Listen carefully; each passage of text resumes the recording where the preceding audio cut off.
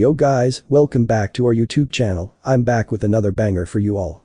Huge shout out to Ignis18 for this story. If you want more awesome fan fiction like this, don't forget to hit that subscribe button. So without wasting any time, let's get into the video. What's going on? She shook her head, clearing away the cobwebs.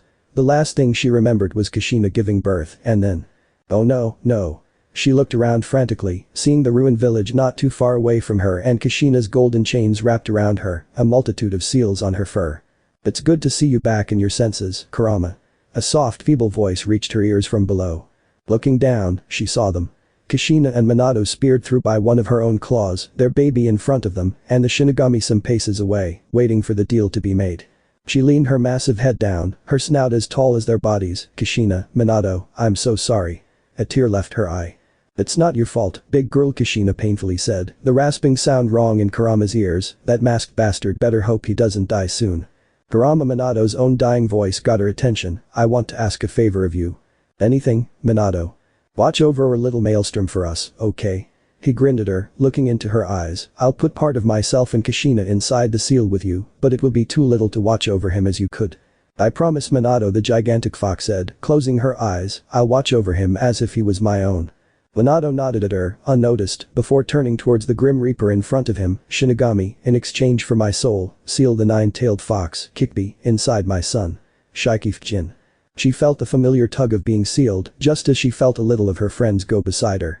Don't worry, little Naruto, she thought, I'll protect you. And her world went black. Yahoo!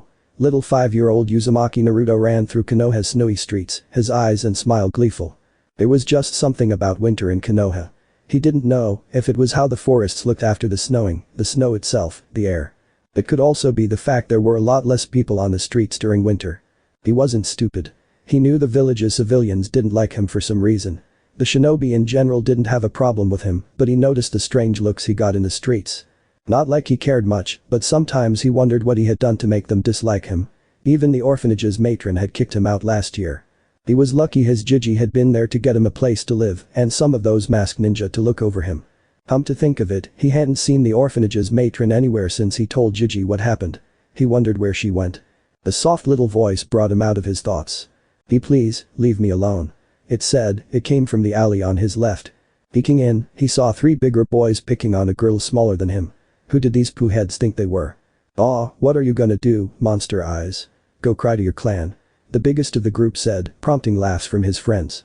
They couldn't be very smart if they knew they were picking on someone from a clan and kept on doing it. Naruto had enough. Quickly looking around, he picked up a trash can's lid and silently moved until he stood behind the boy.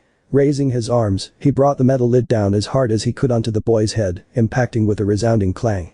Ow, what the… Before he could finish, a second blow from Naruto put him on the ground down cold. Either of you want some? The blonde said, putting himself between the girl and the other 2 bullies. The bigger boys, showing the natural cowardice of your average bully, ran away seeing someone actually fight back against them. Naruto turned around to face the girl, dropping his improvised weapon on the downed boy's head in the process. Are you okay? He asked, quickly looking the girl over. She had short dark bluish hair, pale skin, and pure white eyes.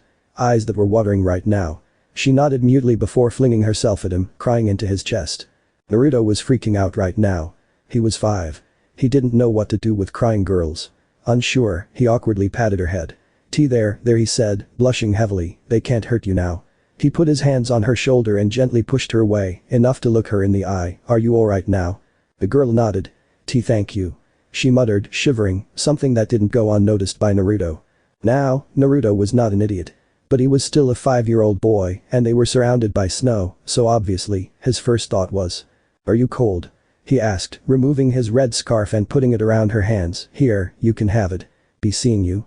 He beamed at her before turning around and making his way towards the Hokage Tower. Wait until Jiji found out what he did. He failed to notice the girl he had just protected blushing like a tomato before running towards her own home. Sarutobi Hiruzen loved young Naruto as if he was his own blood, he really did. The little 6-year-old was friendly and well behaved. Most of the time. Come on Jiji. Just one jutsu. But it was at times like these that he remembered that he was his parents' son, and it seemed he had their energy combined, and all of it stored in a still small and compact package. To be fair, it was partly his own fault for telling the boy stories about the past Hokage and other powerful ninja, and the stories about both his sensei and his suck's predecessor, not to mention his own students, were filled with stuff that you wouldn't believe if you hadn't seen it with your own eyes. Or you were a kid, they still had that sense of wonder about the world that surrounded them after all. Gigi. His honorary grandson's voice brought him out of his thoughts. I'm sorry, Naruto-kun, what were you asking? The boy pouted up at him. Can you teach me a jutsu? The Hokage hummed thoughtfully. Yes, the boy beamed up at him, and no, Naruto-kun, and the smile went back to a pout. I know your chakra is already active, but you still have to learn how to mold it to actually make the jutsu. The boy's pout was joined by wide eyes. But what I can teach you is the seal sequence and give you chakra molding exercises to study and practice. And the smile was back. Thank you, Gigi. Hiruzen simply smiled kindly at the young boy. Now, Naruto-kun, pay attention. This is a simple jutsu called henge, and it's normally taught during the academy as one of the requisites for graduation. The Hokage slipped into his sensei persona. He may not have taken any students since the Sannin, but he still liked to teach. At its weakest, it creates an illusion over your body as a disguise, and with enough chakra poured into it, it can become a solid illusion. Naruto's eyes were shining. It may not be a flashy jutsu like the ones he truly wanted to learn, but it was still impressive enough, even if simple. Now, the seals are dog, boar and ram. He consciously slowed down his sealing speed so Naruto could see them before repeating the sequence, this time pouring chakra into it. Henge no jutsu. A cloud of chakra smoke enveloped his body, and where once stood Sarutobi Hiruzen, now was Senju Hashirama, the first Hokage. He allowed the transformation to linger enough for Naruto to gush over the jutsu before dispelling it. I will send some scrolls with chakra molding exercises with Anbu Nico for you later today, okay Naruto-kun? Naruto nodded eagerly, grinning. Gigi, that was so cool. And you said it was easy. Simple Naruto-kun, not easy. Hiruzen gently corrected. You will see that getting the illusion to look perfect takes a great deal of concentration before casting the jutsu. The voice from the window behind the Hokage interrupted their little lesson, calling their attention. Yo, sensei. Turning around, Hiruzen came face to face with the grinning speaker. He was a tall man, with spiky white hair that reached his waist and 2 red marks going from his eyes to his jaw. He was wearing a red haori over a short green kimono and the matching pants, all of this covering his mesh armor, and on the small of his back he carried a large scroll. Jiraiya-kun, you couldn't arrive at a more perfect moment. Hiruzen smiled at his one student, gently pushing young Naruto forward and turning his head towards him. Naruto-kun, this man is one of my old students, Jiraiya the Toad Sannin. Naruto? Jiraiya turned a wide-eyed, questioning stare at his sensei, getting a subtle nod in response. Holy crap, you've grown, kid. He grinned, crouching down to be eye level with the boy. I haven't seen you since you were a baby. He noticed the boy's eyes widen. Take away the whiskers, and he could pass off as a younger Minato, he thought. You know who I am, mister? The boy's voice was disbelieving. How did a Sannin know who he was? Jiraiya looked at his sensei, who softly sighed with a small, sad smile on his face. It's your decision, Jiraiya, the old man said, but you know which parts are off limits for now. The Sannin nodded, sighing, and turned his eyes back towards Naruto. Of course I do, kid. I'm your godfather. He raised his hand at Naruto's gasp, staving off the obvious question. I'm sorry I haven't been here to raise you as I should, Naruto. But the truth of the matter is that I can't. He looked at Naruto's confused eyes. Naruto, has Sarutobi-sensei told you what a spy master is? The boy shook his head in the negative. A village's spymaster is the person in charge of gathering information from all over the elemental nations about possible threats to their home, and as such, they need to be constantly in the move from place to place, and I'm Konoha's spymaster. He saw the boy still didn't understand. Naruto, you're the safest here in the village. Taking you with me would be way too dangerous. Between Nukenin and ninja hired by different villages to put me down for good, and staying here in the village is impossible for me with my duties. Naruto nodded, looking at the ground, his eyes watering. He understood what Jiraiya was telling him. It didn't mean he had to like it. Now, I will promise you something. The boy's head shot upwards. I'll try to come back to Konoha at least once a month from now on, okay? Naruto shot towards him in a hug, nodding against his chest. They stayed like that for a while, Naruto hugging the stuffing out of Jiraiya, while the man chuckled and ruffled the boy's hair until he gently pried the boy from the hug, an eager glint in Jiraiya's eyes. Naruto, don't take this question the wrong way, but do you know how to read? The boy's frantic nodding brought a smile to the Sannin's face, who pulled a book from his back pocket and handed it to him. Originally he was gonna sneak into Naruto's apartment and leave it there for him, like he did with that toad wallet, but now he could deliver it in person. Okay, kid, this is a book on Fūinjutsu, a pretty difficult ninja art that I have no doubt you could master. Naruto looked down at the book in awe. Now, I'll make you a deal. If you read that book from cover to cover and are able to make working storage seals by the time I'm back in the village again, I will give you the next volume, okay? Alright. The boy grinned up at the two men in the room. You better have that book ready, Jiraiya. I'll have this down in no time, Dadabeo. He turned towards the office's door and ran off. Bye Gigi, bye Jiraiya. He called back as he left. Do you think he's ready to learn sealing already, Jiraiya-kun? Hiruzen turned towards his student, smiling. He's barely 6 after all. Jiraiya waved off his concerns, a grin stretching over his face. Don't worry sensei, he's in Uzumaki, it's in his veins. He turned towards the man, a chuckle escaping his lips. I would be more worried at the fact you taught him the henge. Between that and his penchant for pranks. Tsurutobi's face paled, much to Jiraiya's amusement. Oh, Kami, what have I done? The 7-year-old Naruto ran into the Hokage's office, his eyes wide and his breathing heavy. He arrived in the middle of a meeting between Hiruzen and Jiraiya, but this was more important in his opinion. Naruto-kun. The old Hokage quickly stood up and walked towards the out-of-breath boy, Jiraiya right behind him. What's wrong? Seal the room. Naruto whispered, looking up at his grandfather figure. The two men exchanged a glance before Jiraiya pressed something on the inner side of the Hokage's desk, making the window close, and every entry into the office glow a soft blue for a moment. It's done, Naruto-kun. Nothing is getting in or out of this room. Hiruzen was looking worriedly at the boy. What could have had him this shaken? Now, could you tell us what's wrong?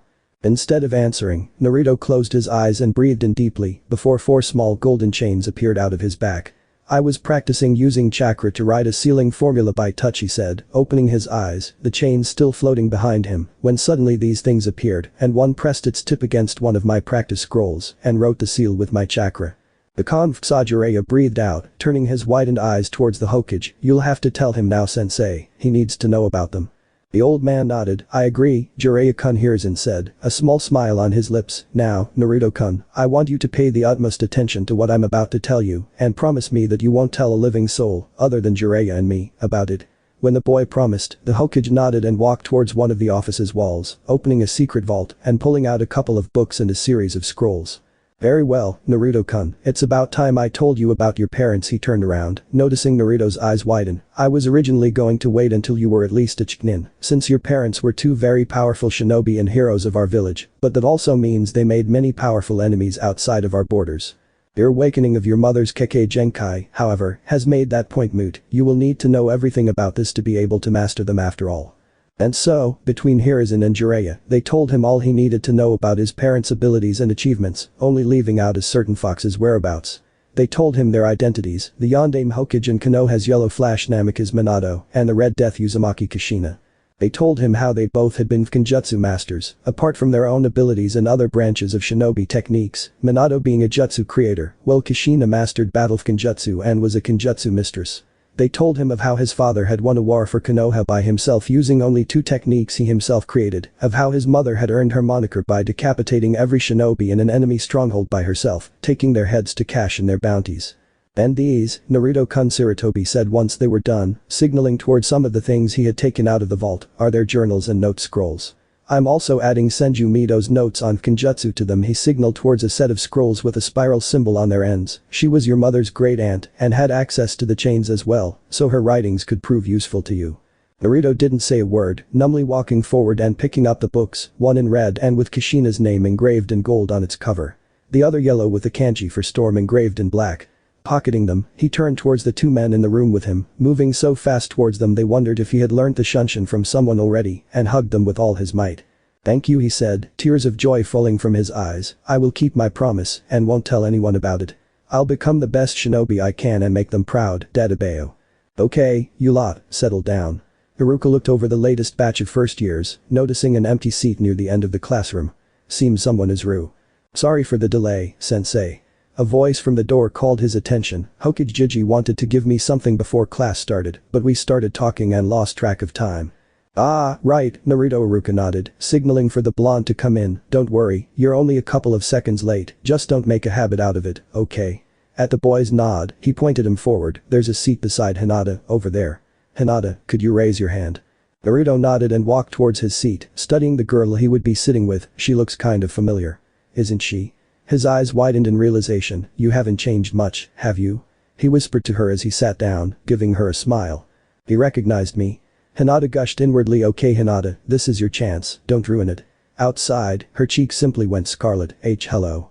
Naruto's smile widened a bit before he turned forwards again, mentally taking note of who was in his class. Luckily, the Hokage had given him a crash course on the who's who of Konoha. Okay, there's an Akimichi, hard to miss that body shape. Shades, big coat, hiding half of his face and neutral expression, obviously an Abiram. The sleepy one can't be anything but a Nara, he looks like a mini Shikaku-san. The blonde is Yamanaka, of course. Wonder if dad was related to them, they're the only other blondes in the village other than us. Blue coat with the Uchiha clan symbol on his back, no doubts about him. Wow, his hair looks just like a duck's butt. Long dark hair, no clan symbol visible anywhere, I'll have to wait until I can see his face to check if he's a Haikta. Or a boy, for that matter. Boy with puppy, in Yuzuka, no doubt about it. Pink hair. Wait, pink. Is that even possible? Okay, I got nothing. I have no clue what clan she comes from. Maybe a civilian. Brown hair, up in buns, no clan symbol visible, probably a civilian too. Budo, Naruto. His sensei's shout brought him out of his thoughts, how long had he been thinking? Sorry, sensei, did you say something? Just going to start roll call. Naruto. Iruka shook his head, with that answer, I wouldn't be surprised if he's met Kakashi. Please pay attention. Yes sensei, sorry sensei. He looked down sheepishly, then pulled out a notebook and pen to jot down some of the names, the first on the list being his dark-haired benchmate, Hinata Haikta. Abiram Shino. The expressionless boy raised his hand, Akimichi Chinjai. The big-boned boy, never call an Akimichi fat, raised his hand. A couple of names went by before Iruka reached another few that got his interest. Haruno Sakura. The pink-haired girl raised her hand, Higurashi Tenten. The girl with the buns raised her hand, Haikta Hinata. His benchmate raised her hand, Haikta Niji. The long-haired boy raised his hand. So he is a Haikta. Naruto thought as he wrote the boy's name down, idly noting that he was right about the pink-haired girl being a civilian. And Yuzuka Kiba. The boy with the puppy on his head raised his hand, Nara Shikamaru. The mini Shikaku raised his hand, on and on Iruka went, until he reached his name. Uzumaki Naruto. The name brought whispers from some of the civilian students. And the weird stares continue, he thought as he raised his hand, what did I even do to the civilians? Inside a cage hidden in a cistern, Kurama sneezed. Someone must be talking about me, she thought, before her mind went back to thinking about her host. I swear, the first thing I'm gonna do once the kid makes it here, other than hug the stuffing out of him, is get him to change this place. Why the fuck does it look like a sewer? Please settle down. Iruka said, ending the whispering, thank you. Now, where was I? Oh, right. Uchiha Sasuke. Duckbutt raised his hand, Yamanaka Ino. The blonde girl raised her hand, Sai. The missing family name caught Naruto's attention, an orphan. He thought, looking around for this Sai until his eyes landed on a pale, black-haired boy with his hand raised. Why is he so pale? Naruto wondered, maybe he's sick. He shook his head, now wasn't the time to get lost in thought again. Okay you all, my name is Yumino Iruka, you can call me Iruka-sensei, he smiled, looking at his students. Now, follow me, we're going outside, so we can check what you know of Taijutsu and Shuriken Jutsu. Once they were outside, Iruka had them quickly go through the Shuriken range 5 at a time. The highest scores had been Sasuke, Shikamaru, and surprisingly Tenten, each of them managing to land all 10 Shuriken in a vital spot. After them came Shino and Kiba, with 8 and 7 strikes respectively. Naruto himself had ended up tied with Kiba.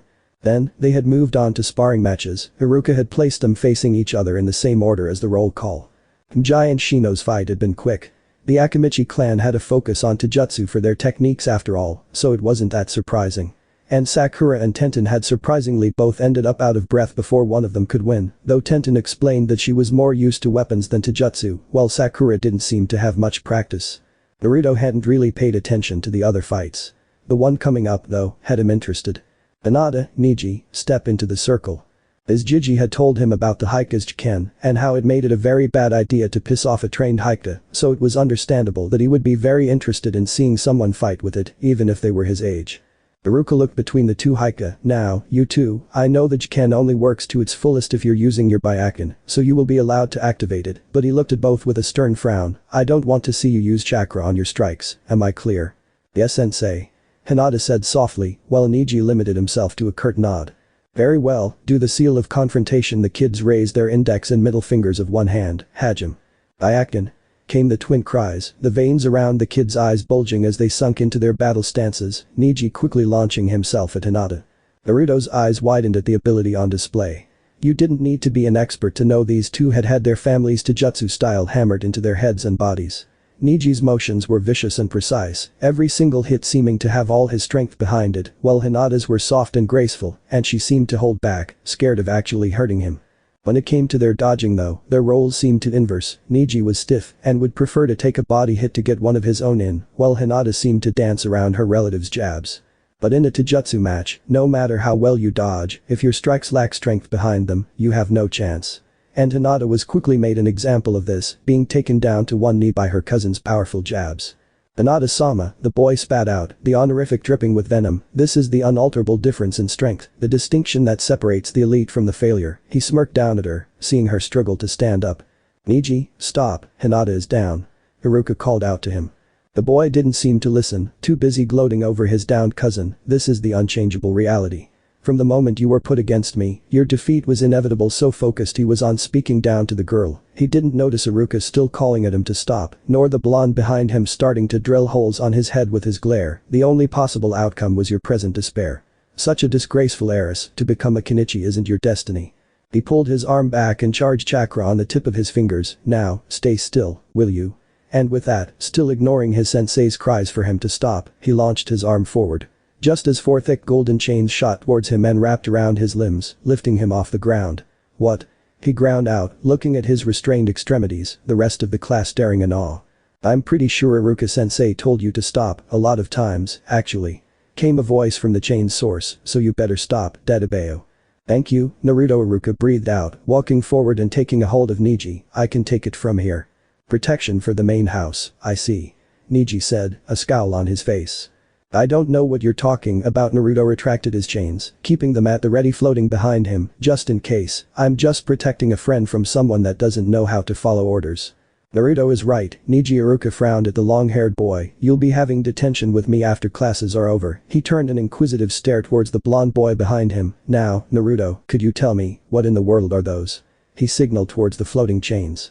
These, Sensei. Naruto had one of the chains move from his back towards his arm, wrapping around it, are the Konfusa, my family's Kekkei Genkai, according to Hokage. Good to know. Iruka smiled at the boy. He may just like teaching him. Maybe you can show us some more after the matches are done. Naruto grinned back and nodded, retracting his chains and walking forward to help Hinata stand up. Are you alright? He asked her, passing one of her arms over his shoulder and helping her walk back towards the rest of the class. It hurt, she almost cried out as Naruto helped her move. Thank you, Naruto-kun, for saving me again. She said softly, blushing heavily while internally squealing at the close contact with her personal hero. He chuckled a bit. Any time, Hinata, it's what I do. He smiled at her, noticing out of the corner of his eye Ino and Sakura walking towards them, so he passed Hinata to them once they were near enough. Look after her.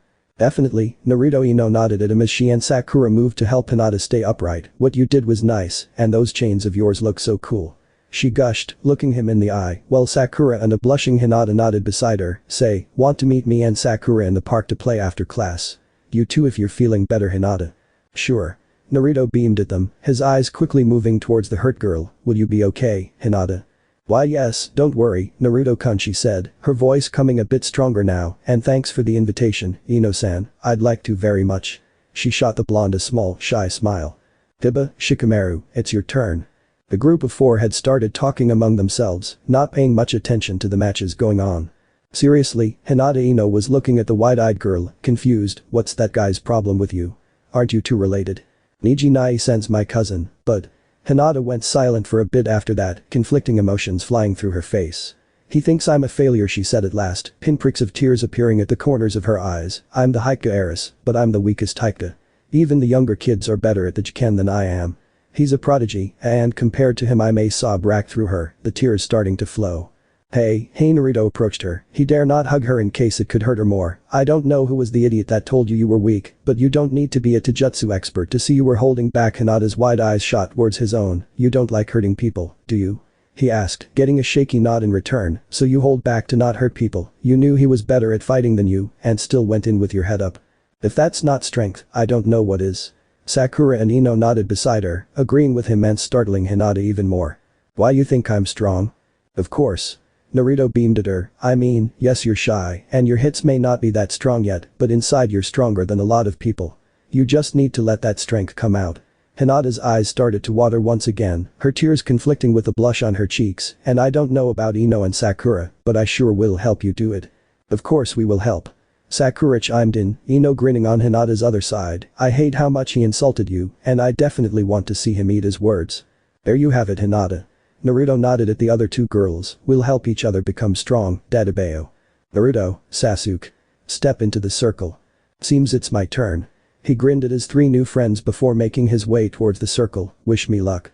Okay you two, seal of confrontation. Iruka nodded as the two boys made the half-ram seal. Very well, Hajime. In a blink, Sasuke was upon Naruto, a quick punch towards the blonde's right shoulder, almost making him lose balance. The retaliation came quickly as a blow towards the Uchiha's face. Leaning his head to the side, he quickly moved his hands to grab hold of Naruto's overextended arm, landing a swift and strong palm strike on the elbow. A sickening crack resounded in the silent schoolyard as Sasuke crouched down and unleashed a sweeping kick, dropping Naruto off his feet. Sasuke, stop. He didn't listen to his sensei's instruction and was on top of Naruto in an instant, landing a blow on the boy's face and busting his lip, but before he could land a second punch, a strong hand took hold of his tensed arm. I said stop, Sasuke. Iruka said, taking Sasuke off of Naruto as Hinata, Ino and Sakura moved to help the whiskered boy stand up again. Girls, take Naruto to the infirmary. We're done for today. He shook his head, letting out a tired sigh. First day and already 2 incidents. Yes sensei. The threesome said as Naruto's chains wrapped around his limp arm as an improvised splint. They quickly reached the academy's nurse's office, who quickly had Naruto sit down. What happened? She asked as she passed the closest girl a wet towel to put against the boy's bleeding mouth. One of the boys in our class did this to him in a spar just now. Hinata pressed the towel on Naruto's lip, seeing it quickly stain red. Uchiha Sasuke. Uchiha, of course the nurse muttered, and your Chunin sensei. Did they do nothing about it? Iruka sensei told Sasuke to stop, but he didn't listen. Sakura explained as she sat down beside Naruto. He held him back before he hit Naruto again and sent us with him. He said we were done for the day. She checked Naruto's arm and signaled for Hinata to remove the towel for a bit. Well, the lip is almost healed already, though it may be sore for a while, but this arm. Hokage-sama is going to be very angry about this, I can already tell. She sighed. Why would Hokage-sama be angry? Ino asked, looking between the nurse and her new friend. He's Uzumaki-san's sponsor, she explained simply, looking at the girl for a moment before focusing on Naruto again. Could you be a dear and hand me those wraps, please? Thank you. She quickly wrapped the cloth around Naruto's broken arm and stood back. Now, if you four will excuse me, I have to go call Hokage-sama's office about this. That won't be necessary, nurse, and a voice from the window startled them. Hokage-sama has already been notified. Thank you, Nico-san. Naruto said, his lips injury having disappeared without leaving even a trace. You're welcome, Naruto-kun. As this little exchange took place, Sakura and Ino were having a little, whispered conversation. How could Sasuke be so? Ino trailed off, the shock of what she witnessed finally catching up to her and making her shiver. Brittle. Scary. Ruthless. Sakura finished her friend's thoughts, her mind going to a similar place. They would never admit it out loud, but when they had just entered the classroom and seen the Uchiha boy, they had thought him cute. That it crashed and burned after he broke Naruto's arm and then kept attacking him. What they witnessed had made sure that, in their minds, Sasuke Uchiha had been marked as do not approach. They didn't care if Sasuke was cute anymore. When you compared what he did to Naruto saving Hinata from her own cousin, the choice was easy. They would stay at Naruto and Hinata's side, and hell would freeze over before they became friends with someone like Sasuke. Is Naruto-kun going to be okay? Hinata's voice got their minds off the Uchiha boy, refocusing them on their new friend's pain. Don't worry, Hinata. Naruto smiled at her before the nurse could answer, I have always healed fast. The nurse nodded. Naruto is right, Hika-san. She gave the girl a small smile. Even as I checked him, his lips injury was closing up, and I wouldn't be surprised if his elbow was knitting itself back together too. At this rate, by tomorrow morning, he should be right as rain. Okay, who do I believe more, Mito Ob-san or Hiroshi? Who am I kidding? Of course Mito Ob-san. Whoever entered the room right now would be either amazed or scared shitless, depending on if they understood what the hell was going on or not. Naruto was sitting in the middle of the floor, books and scrolls surrounding him, splotches of ink over his body, a brush in his right hand, his left touching a blank scroll, and about 8 chains coming out of his back and touching different points of the walls, floor, ceiling, and even giant scrolls. He quickly looked towards one of Senju Mito's scrolls to check something, before writing down a small sequence of symbols, adding his own small alterations here and there, just to see if it worked. Yo, kid. He looked towards the door, where his godfather was standing, grinning at him. Sensei told me I could find you here, and, gotta say, I love what you're doing with the place. He walked towards one of the chains touching the walls. Is this one of Mito-sama's reinforcement seals? He asked his godson. Yup, the chains on the walls and ceiling are doing reinforcement, and the ones touching scrolls are making me some storage. He looked at Jiraiya's back, seemingly contemplating something. Say, Hiro-senin, think this will work? Brat. The Sannin grumbled, calling me such an uncool name. He walked towards him, dodging a chain on the way, and leaned down to look at the scroll Naruto was writing in, a gravity alteration seal. The boy nodded. I want to try and make some kind of chakra weight for clothes. The metal ones are too expensive and the seals used in them don't work on cloth. The seals use too much chakra and just destroy the cloth. Jiraiya finished, humming thoughtfully. He looked at the books and scrolls Naruto had around. It was a good idea, not to mention it could make Naruto rich if he sold them to the different armories around Konoha. Check in Master Migakima's book. He has some ideas for chakra drainage that may help. Naruto, come forward, it's your turn. Iruka waved his hand, motioning for Naruto to approach. The blonde sighed as he stood up. Since Uchiha Itachi, Sasuke's older brother, had gone wacko and killed all of his clan bar Sasuke himself during their first year, their classes at the academy had become a lot more demanding, to the point that they had already started them on the so-called Academy 3-3 jutsu that they would need to be able to use to graduate. Considering they were normally taught during third year, after dedicating a lot of first and second year to chakra molding and control, it was definitely hard for most everyone in their year. Okay Naruto, do the 3 jutsu in this order. Kawarimi Henge, and then the Bunshin. Don't worry sensei, I got it. He quickly went through the hand seals, Kawarimi no jutsu. He substituted himself with his desk, leaving behind a cloud of chakra smoke, before repeating and ending back in front of Iruka. Very good, though you have to work a bit on your chakra control, there had to be a lot of chakra wasted for that amount of smoke. Now Henge. Naruto nodded at the small critique, before repeating the seals his Jiji had shown him a couple of years ago, picturing the image of who he wanted to turn into as he went. Another puff of chakra smoke, this time the cloud being thick enough to hide Naruto from view, and where once stood Uzumaki Naruto, now was a man that his classmates had only seen in pictures in their history books. The silver hair, red eyes, red marks on his cheeks and chin, a head protector with Konoha's symbol on the forehead and blue body armor, made it clear who this man was. Ninja no, I trust this is enough. The man looked at the scarred ninja seriously, even his voice had become deeper to match his disguise. Iruka shook his head to get rid of the shock of having the Nidaime standing before him and walked around his disguised student, poking at the hair and body. Very well done, Naruto. A solid henge takes quite a bit of chakra and I see no differences with the real thing. The scarred Chunin praised his student. Naruto quickly dispelled the jutsu, chuckling, thanks, sensei. The blonde could see Sasuke's eye twitching out of the corner of his eye. Okay, now the hard one, the Bunshin. The boy nodded, focusing and quickly went through the needed seals, Bunshin no jutsu.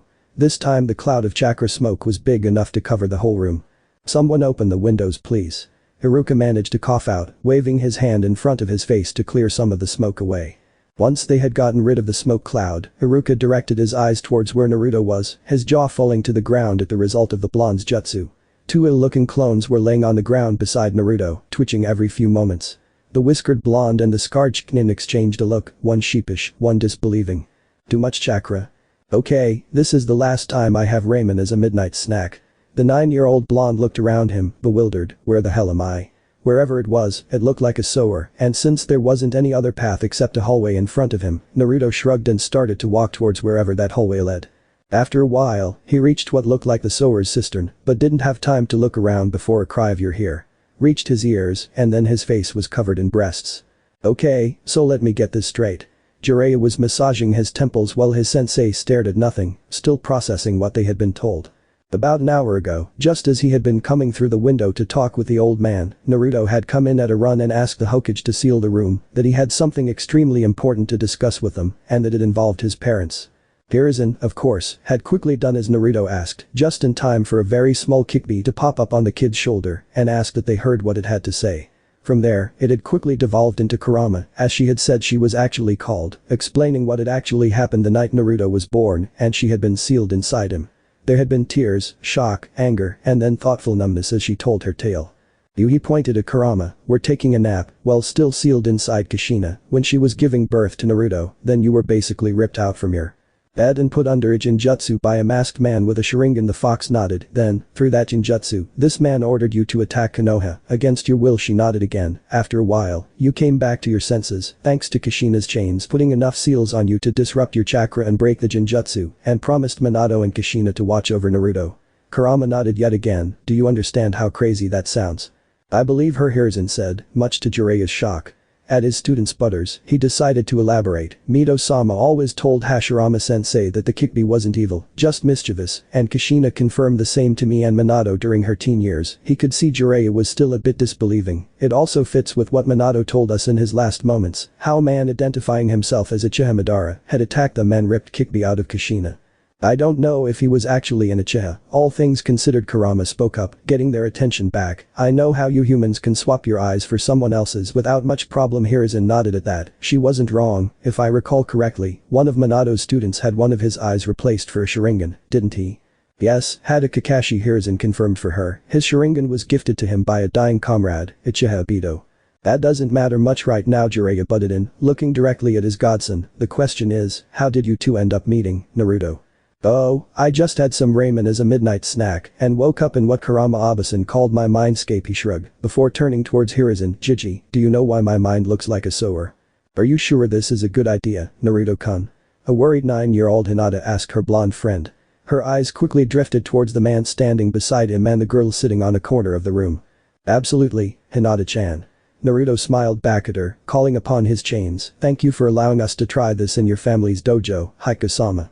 He bowed towards the adult with him. There's no need to thank me, Uzumaki-san. Hiashi nodded at the boy, walking forward and looking at the chains with his byakugan to confirm Naruto's words. A couple of days ago, Hinata and Naruto had approached him with an idea to help with her training. They said that the boy's Kekkei Genkai seemed to have a chakra network that was connected to his own. Now, he could see with his own eyes that their words were true, his own byakugan allowing him to see the chakra paths going through the chains coming out of the boy's back. He knew his daughter was shy and too caring for her own good sometimes, very similar to her late mother. He also knew that this was more than likely holding her back in her training, so he honestly hoped Naruto was right and this would help her become stronger. He shook his head, focusing again on the task at hand, and if this can help with my daughter's training, it's me who should be thankful. It's no problem, sir, I'm just helping a friend. Naruto nodded at him with a small smile. I'm just sorry I can't make enough chains for every Tenketsu, but 15 is my maximum before I start losing control over them. Do you know what happens to your chains after she strikes them, Uzumaki-san? He asked the boy. No sir, he answered him with a small frown. I mean, we haven't really done this before. We came to you the moment Hinata noticed it and haven't actually tried to have Hinata strike my chains. Yet he looked thoughtful for a moment. I think they will either retract or stay there, since they are made of chakra, though. We will have to wait and see, then. He looked back at the boy. Uzumaki-san, I want you to use your chains to retaliate at random against Hinata. Naruto blinked and tilted his head in curiosity, but nodded nonetheless. Before Hiashi turned towards his daughter, Hinata, I want you to practice the 8 palms at first. If Uzumaki-san is able to reform his chains between your strikes, or they remain intact, we can progress to 16 and then, depending on how you do, start your training on the 32, understood? Yes, father. She dropped down into her Jiken stance. Byakugan. Begin. Hiashi's eyes quickly widened at the scene unfolding before him. He had never seen Hinata this focused. Every single strike she launched landed true. He could see the Tenketsu at the chain's tips dim for a moment when she struck before glowing again, as they were recharged of chakra. Her jabs were strong and decisive, and whenever Naruto moved his chains to attack she almost flowed between them, sometimes retaliating mid-dodge. He could see her start raising her speed until she was comfortably doing a continuous picture-perfect 16 palms without even breaking a sweat. Where had this Hinata been hiding? From what he was seeing now, he would definitely start her training for the 64 palms soon. It would be ridiculous not to. Stop. He called out, Hinata halting with her arms still extended, the glowing tip of her fingers touching one of the chains. He looked from Naruto to his daughter back and forth, nodding all the while. Hinata, she retracted her arm and turned towards him, shaking slightly. If you had shown this kind of drive and focus since you started your training, I can assure you, you would already be mastering the 32 palms and training for the 64. He noticed her eyes widen. I hope to see you start training like this more often. Her jaw dropped before her lips stretched in the largest smile she had ever worn, pinpricks of tears in the corners of her eyes, overjoyed at finally making her dad proud of her abilities. Yes father, thank you father. Now, Hinata, we have to break that habit of yours of holding back during a spar. Hiashi saw his daughter wince at that. I know that you don't like hurting people, but you're studying to become a kunoichi. There will come the time when you will have to hurt someone, or you and your friends will die, or worse, in a kunoichi's case. Hinata paled and nodded shakily. Naruto was frowning thoughtfully. He knew Hinata's dad was right, but at the same time it was obvious that sparring wasn't enough to break her out of it yet. Though maybe. Yes, that could work, couldn't it? Hiko-sama, if I may. He got the Haika clan head's attention again, a glint in his eyes. I don't know if you know this, but I've been learning Fūinjutsu for a couple of years now, with Uraya-sama of the Sannin as my sponsor and teacher. I think between the two of us we can try and make a training dummy or something along those lines. To help Hinata-chan train, he was already going through the seals in his mind. We would just need her help to tell us if the chakra network looks fine. The Ashi was nodding along as the boy spoke. During his talks with the Hokage, the boy's abilities on Fūinjutsu had been mentioned more than once by a proud Hiruzen. And this explained why Jiraiya of the Sannin had also sung his praises too, the few times he had been there. If you are able to make such a device, Uzumaki-san, I would be most thankful. The training dummy, father? Hinata asked softly, confused. How would something like that help? Yes, a human-looking training dummy would help you quite a bit. Hiashi's lips twitched upwards for just a second. Since it can't feel pain, you wouldn't feel the need to hold back. Not to mention its shape will slowly desensitize you to the point that you should be able to stop holding back in spars. He added in his mind, internally hitting himself for not thinking of something like this sooner.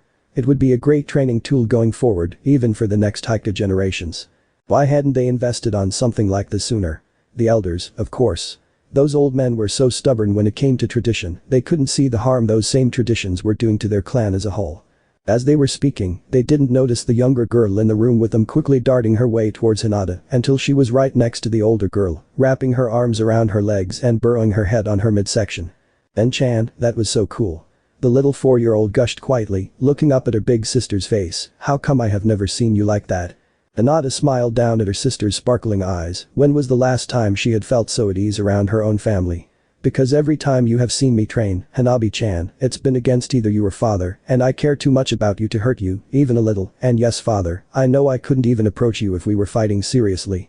She giggled at the man's raised eyebrow. Hanabi simply hugged her sister tighter at that. "I care about you too, Hinata-ni." She burrowed her face into Hinata's tummy again, almost snuggling her like a teddy bear, and releasing a soft little yawn. "You're so warm, En-chan." Hinata giggled softly, prying her sleepy little away and taking her hand in hers, walking towards the dojo's door and into the house. "Come on, Hanabi-chan, I think it's time for your nap." The small girl nodded tiredly, rubbing her eye with her free hand. "Okay, En-chan."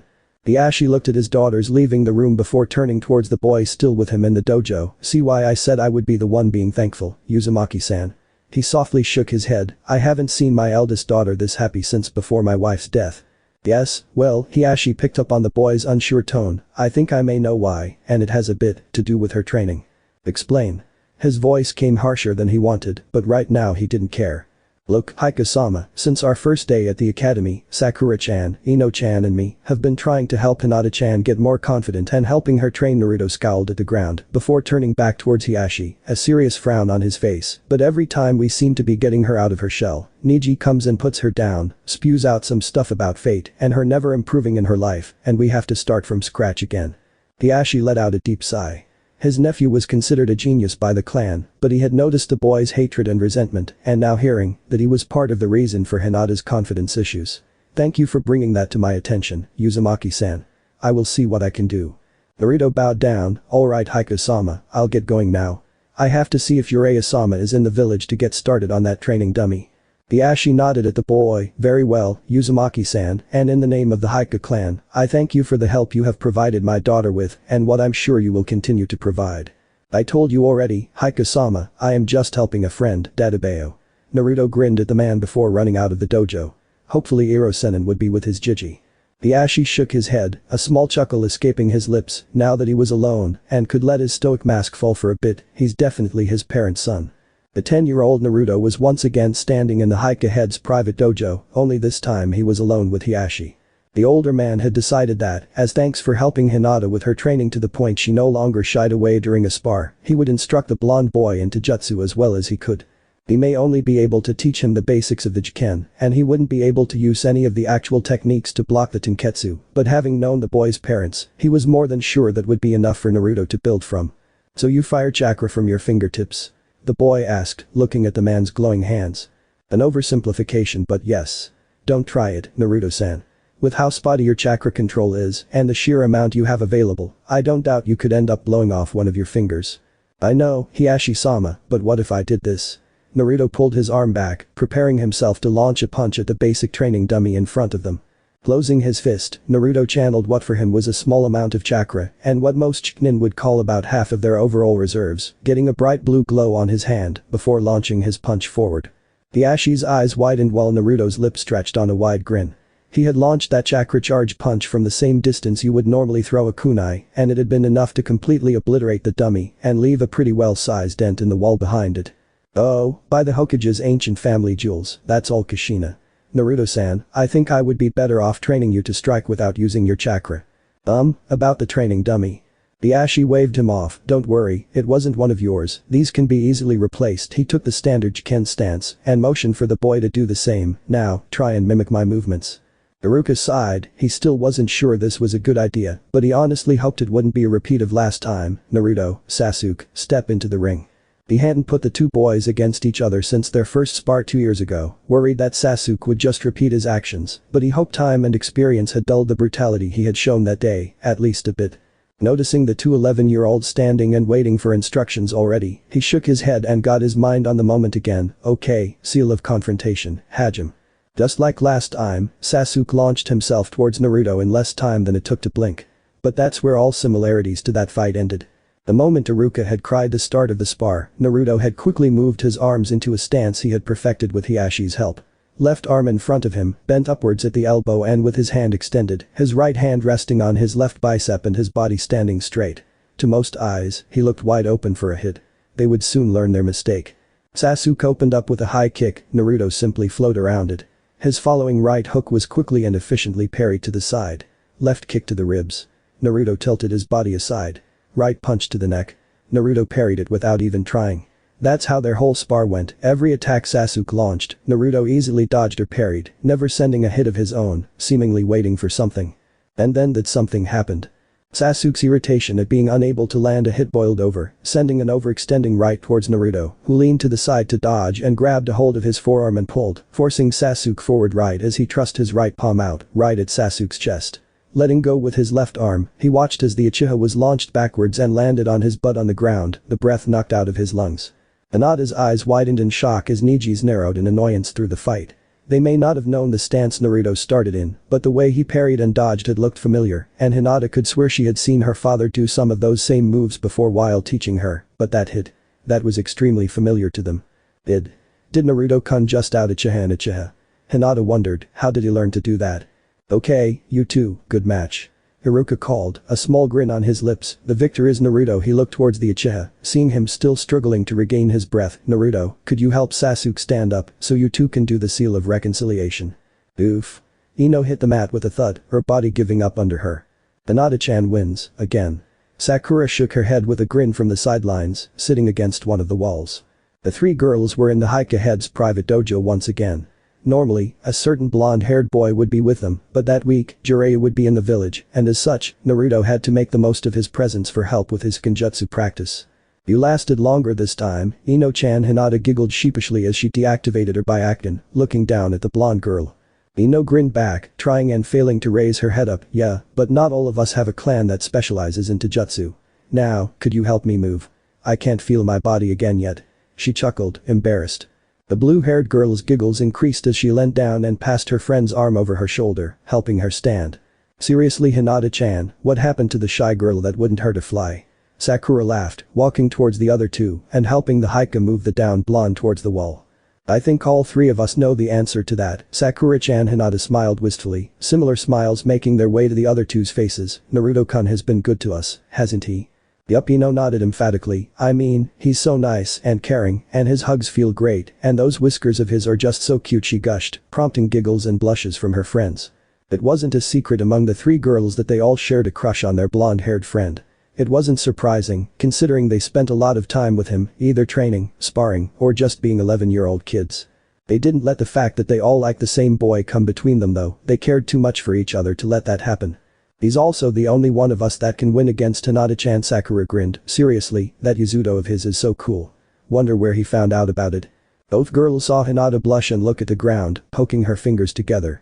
They recognized this as a tick of Hinata's that she had mostly outgrown as her confidence grew, but it still came out now and then, when she was nervous or embarrassed. Okay, Hinata-chan, spill. The girl looked up at Sakura, her eyes widening. Don't give me that look, you know more than you're telling us. Well.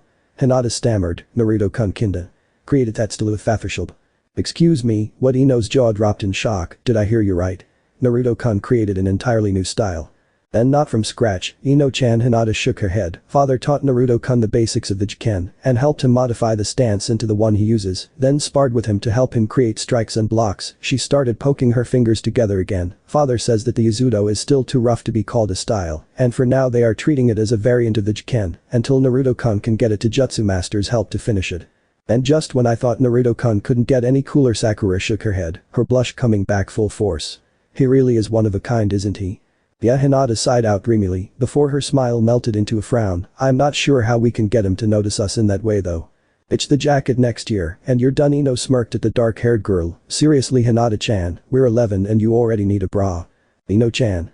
The Haika heiress whined, her cheeks going scarlet and her arms waving up and down in embarrassment, much to her friend's amusement. Okay, you lot, settle down. Iruka looked over his class, a smile on his face. Today is the first day of what hopefully will be your last year in the academy. He chuckled at the cheers that got from most of the class. Now, let's see if you remember what you will need to graduate come the end of year. Any volunteers? He grinned, noticing one of his favorite students raise his hand. That's the spirit. Come down here, Naruto. The whiskered blonde decided to show off a bit and substituted himself with one of the logs Iruka had prepared for the lesson. Okay, I see you remember the Kawarimi, at least. Iruka chuckled, turning back to look at his student just to come face to face with the Yondaime Hokage, and the henge, too. And both with no seals and silently, you have been practicing. Naruto grinned as he dispelled the disguise, before giving Iruka a curious look. Say, Iruka-sensei, does the last jutsu have to be the bunshin or a bunshin? Iruka hummed thoughtfully. Officially, it has to be the basic bunshin, but between you and me, he playfully looked around, like he was checking no one was listening in, drawing chuckles from the class. If any of you is able to do one of the more advanced variants, I'm passing you with extra points. They are both more complex and take more chakra, so I would see no reason to fail you. Naruto sighed in relief. Perfect. I had to ask, since Jiji wasn't sure if the other bunshin variants were still accepted. He grinned widely then, putting the index and middle fingers of both his hands in cross in front of him, Iruka's eyes widening as he realized what Naruto was about to do. I think there's enough space here for about 20 Taj Kage bunshin no jutsu. In puffs of smoke, 2 Narutos appeared beside the original, then another 2, and so on until there were 21 Narutos standing in front of a gaping Iruka. Wa Naruto, do you know what you just did? Iruka was looking from clone to clone and pinching himself to make sure he wasn't dreaming. Yup. From what Jiji said, my chakra reserves are around low Jinin right now, and my chakra is denser than normal. I can even make more than 100 at a time. Naruto grinned up at Iruka. And I'm guessing Hokage-sama taught it to you? Iruka shook off his shock. He should know better than to expect Naruto to do things the normal way by now. Kind of. The 12-year-old shrugged. He gave me a scroll with the jutsu and showed me how to do it a couple of times and told me to ask him or the Anbu watching me if I had any questions about it. Flashback start. I just don't get it, Jiji. Naruto groaned as Tucci put his bowl of ramen in front of him. Thanks, Tucci-asan. And you say that even the least amount of chakra you can control is still too much for the bunshin? The Hokage asked back as he nodded his thanks to Tucci for his own bowl. Naruto nodded as he almost inhaled the noodles. And no matter how much I train with it, I still end up with dying clones, and filling a room with chakra smoke. He sighed as Tucci put another bowl in front of him. I don't even know why we have to learn the bunshin. You have to be a moron to not notice it's fake. Hiruzen could only agree with Naruto on that. The standard bunshin the academy students were taught didn't project a shadow, nor could it interact with the world around it. It was at best a glorified minor jinjutsu. Even more so, to his knowledge, only jinjutsu specialists used it after the academy, and even then it was layered with other, more powerful jinjutsu to hide its shortcomings. I may have an idea to help you, Naruto-kun. Hiruzen shook his head to get out of his thoughts, while Naruto turned towards him with hopeful eyes, some noodles hanging between his lips. I will have a jutsu scroll ready for you tomorrow. Since the academy is on summer break right now, you should have more than enough time to learn it. Yada. Thanks, Jiji. Naruto cheered, eating his ramen with renewed vigor. The next day, boy and grandfather figure met in Naruto's practice room inside the Hokage Tower. By now, it also served to train rookie seal breakers. With the amount of defensive genjutsu Naruto had layered on it over the last 6 years, it was a competition of sorts the blonde boy had with the trainees. The fact it was so protected meant that it was also the perfect place for Naruto to learn new techniques, since, if something went wrong, it would all be contained within the room. Okay, Naruto-kun hears and handed the boy a scroll with the kanji for fire branded on its sides. The technique I'm about to show you, and that's written inside that scroll, is classified as a kenjutsu and is normally only taught to Jonin level ninja, so no teaching it to someone without running it through me first, understood? No teaching it to anyone without your permission, got it? Naruto saluted, opening the scroll. Very well. First, a little history lesson. He chuckled at the groan Naruto let out. Now, Naruto-kun, you need to know about the jutsu before you'll be able to use it to its full potential. The technique is called the Kage Bunshin, and it was created by one of my sensei, the Niddame Hokage, as an espionage tool. Since the moment the clone is dispelled, everything it learnt and saw is sent to the original, with me so far. Naruto nodded at him, good. Now, this is only possible because the clones are perfect replicas of the caster, down to their chakra network. As such, a Kage Bunshin takes much more chakra than any other of the Bunshin variants. He could see Naruto starting to get antsy to start practicing, so decided to skip ahead to showing the boy the jutsu. Okay, Naruto-kun, the Kage Bunshin uses only one seal, fittingly called by Tobirama-sensei. The clone seal here is demonstrated, putting his fingers in cross, then, it's identical to performing the standard Bunshin, just with much more chakra poured into it. He performed the jutsu for Naruto a couple of times, not that it was really needed, it was pretty simple after all. The scroll is a copy of Tobirama-sensei's original explanation, with a couple notes of my own, and some of my own notes on deconstructing the jutsu, plus an extra technique for when you master the Kage Bunshin itself here. He let a small grin appear on his lips, Naruto's sparkling eyes shooting towards him. I added a technique of my own creation, the Shuriken Kage Bunshin. It takes even more chakra than the Kage Bunshin itself, but it can be very useful in battle. Thanks Jai. Naruto beamed up at the old Hokage, just you wait. I'll have them down by the time I graduate, Dadabeo. Flashback ends. So, have you? Haruka asked the blonde as he finished recounting the story. Naruto simply shrugged, I haven't mastered the Kage Bunshin yet, and I have barely managed 5 or 10 copies with a Shuriken Kage Bunshin, but I still have the whole year. He grinned, his eyes sparkling. Haruka chuckled, shaking his head, only you Naruto. He grinned at the whiskered boy, but continue like that, and I have no doubt you'll graduate no problem.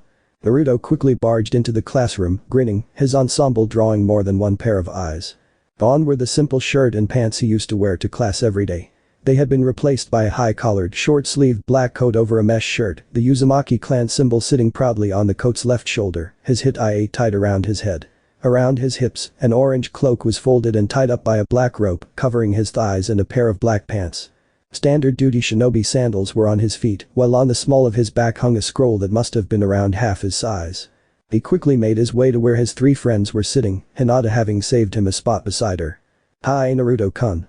The girls beamed at him, standing up and moving forward to give their friend Crush a hug. Naruto grinned, returning their hugs tightly. Hi Hinata-chan, Ino-chan, Sakura-chan. He said as they let go, looking between each of his friends as he said their names. Hinata had decided to follow Ino's joking advice and had switched her fluffy jacket for a well-fitted lavender short-sleeved short kimono with white details that reached her mid-thigh, while around her waist, she had tied a wide white sash.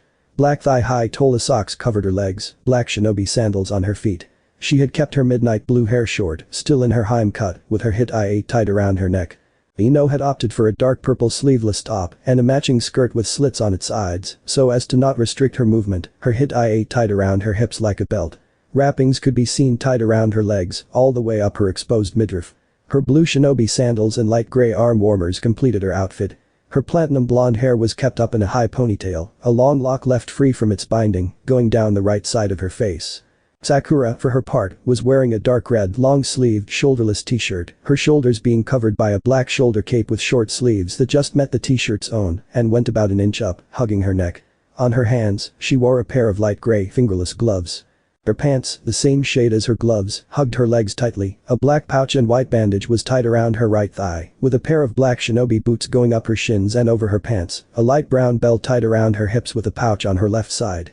Her long pink hair flowed freely down her back and past her hips, going all the way down to her knees, with 2 long bangs framing her face, her hit-ia tied around her head.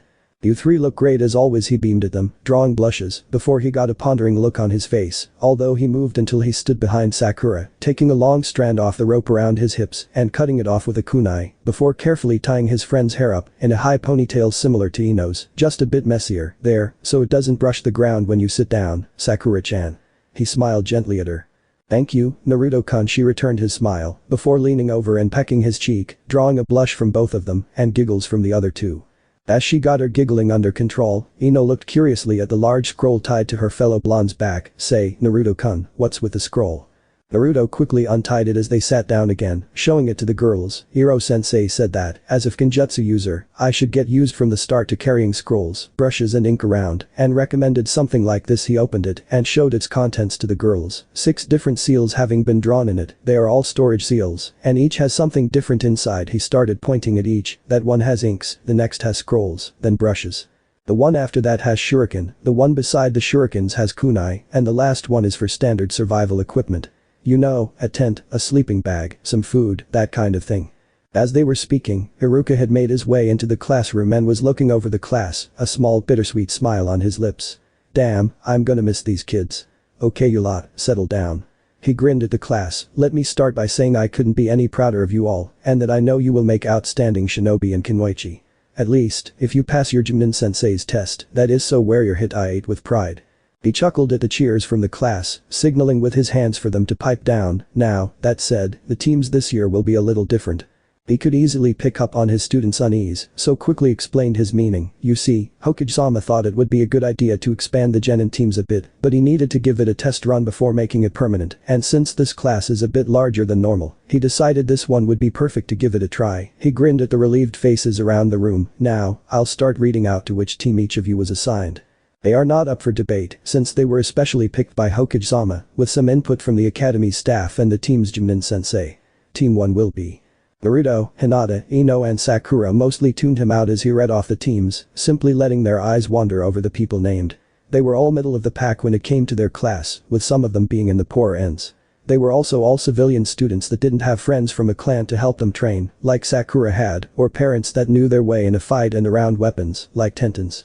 Team 7 will be Sasuke, Chimjai, Kiba and Niji, Iruka said, getting the quartet's attention completely back with that.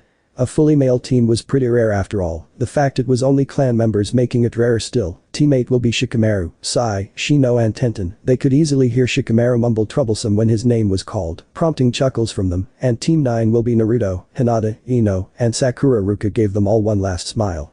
You have 1 hour before you have to come back here to meet your sensei. Go have lunch and make sure you're here on time. I wish you the best on your careers as Konoha shinobi, and I say with total honesty that I'm proud to have been your sensei for the last 4 years. Dismissed. Want to go to Ichiraku's for lunch? Naruto asked the girls as he tied his scroll on his back again, the rest of the class quickly leaving the room. My treat. Sure. The girls nodded, before Sakura gained a thoughtful look. Though, what's Ichiraku's? Naruto froze at that, slowly turning his head towards his friends. You mean to tell me, in the 4 years we've been friends, I've never once taken you to Ichiraku's? The girls all shook their heads, trying to hold back giggles. Well, let's fix that, come on. He grinned at them and motioned to follow him, running out of the classroom, the girls hot on his heels. Okay, gotta admit, that was delicious, Naruto-kun. Ino said blissfully as the group made their way back inside the classroom, their bellies full of Konoha's best ramen. They absently noticed they were the first group back, the rest of the class probably wouldn't arrive until the hour was almost up anyways. Naruto chuckled, untying his scroll as they sat down to wait. Tuchi-asan and Am Nichin make the best ramen in the world, Dadabeo. I'll say. Hinata sat down beside Naruto, as she always did, before quickly changing their topic of conversation. I'm surprised you're on a team with us, Ino-chan. I thought they were going to revive the Ino-Shikacho formation again. The blonde sighed, shaking her head. The formation was retired before we were born, Hinata-chan, when the other villages and even some Nukenin came up with ways to counter it, she explained, a little shiver running down her back. Dad, Shikaku Ajasan and Chimza Ajasan were almost killed in their last mission together. Hell, Chimza Ajasan still has problems moving his right arm sometimes. Akusa Nukenin slashed it open, and he was lucky he didn't lose it. Dynamic entry. The cry interrupted their chat, 2 green blurs kicking through the windows and landing in front of them. They were a grown man and a boy around their age, both of them clad in green spandex, and with their hair in a bowl cut, and rather pronounced eyebrows, to put it mildly. The older of the two turned towards them with a smile. Are you Team 9? At their stupefied nods, his smile widened. Yosh. My cute little students, I'm your Jimnin-sensei, Mido guy. He gave them a nice guy pose, teeth shine and all, before motioning towards his mini-me, and this is my youthful apprentice Rock Lee. He will be helping me train you and fan your flames of youth. Now, come with us to training ground 19. And with that, the green-clad pair signaled for them to follow as they made their way out of the classroom and towards the start of their shinobi lives. As they followed their Jinin sensei out of the academy, Ino couldn't help but lean toward Sakura's ear. Do you think he's always like this? She asked her friend, looking wide-eyed towards their sensei and his apprentice walking ahead of them. On their hands. Backwards. Sakura could only shrug in response. Your guess is as good as mine, Ino-chan. She turned towards the green-clad man. Guy-sensei. How far are we from the training ground? Don't worry, my young student. The pair in front jumped back to their feet and turned towards the four friends, signaling to the clearing they stood in. We have arrived. They could see a small forest away from them. Green smattered the blooming cherry blossoms, a swift breeze bringing their sweet aroma to them. Birds were chirping, with the odd rabbit making its way out of the tree line and shooting back into the trees after noticing the group. A lazily flowing river to their right, its trickling giving the clearing a peaceful calming aura. 4 boulders were arranged in an arc near the small forest, a few paces away from a couple of stone pillars embedded to the ground, laying on their sides as if they had been knocked down. This place is beautiful. Ino's voice was dripping with awe, her eyes sparkling while looking at their new training grounds. Yosh. I'm glad you like it. Guy gave them all a nice guy pose, teeth glint included, before he and Lee made their way towards one of the felled pillars and sat down, signaling for the other 4 to do the same on the other one. Once they were comfortable, with Naruto quickly taking his scroll off his back and placing it on his lap, Guy grinned at them and started speaking once again. Okay, my cute little students. Now that we are here, we would like to know a little more about you 4. Seeing their confused faces, he elaborated, just simple things. Your names, hobbies, dreams, dislikes, that kind of thing.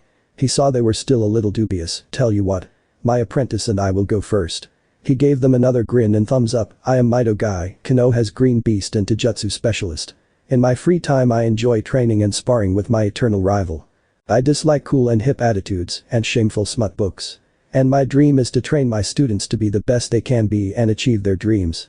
As he said the last part, the 4 could have sworn they saw waves crashing against a cliff and a sunset in the background behind their new sensei, before he looked towards his apprentice. Now you Lee. Yosh.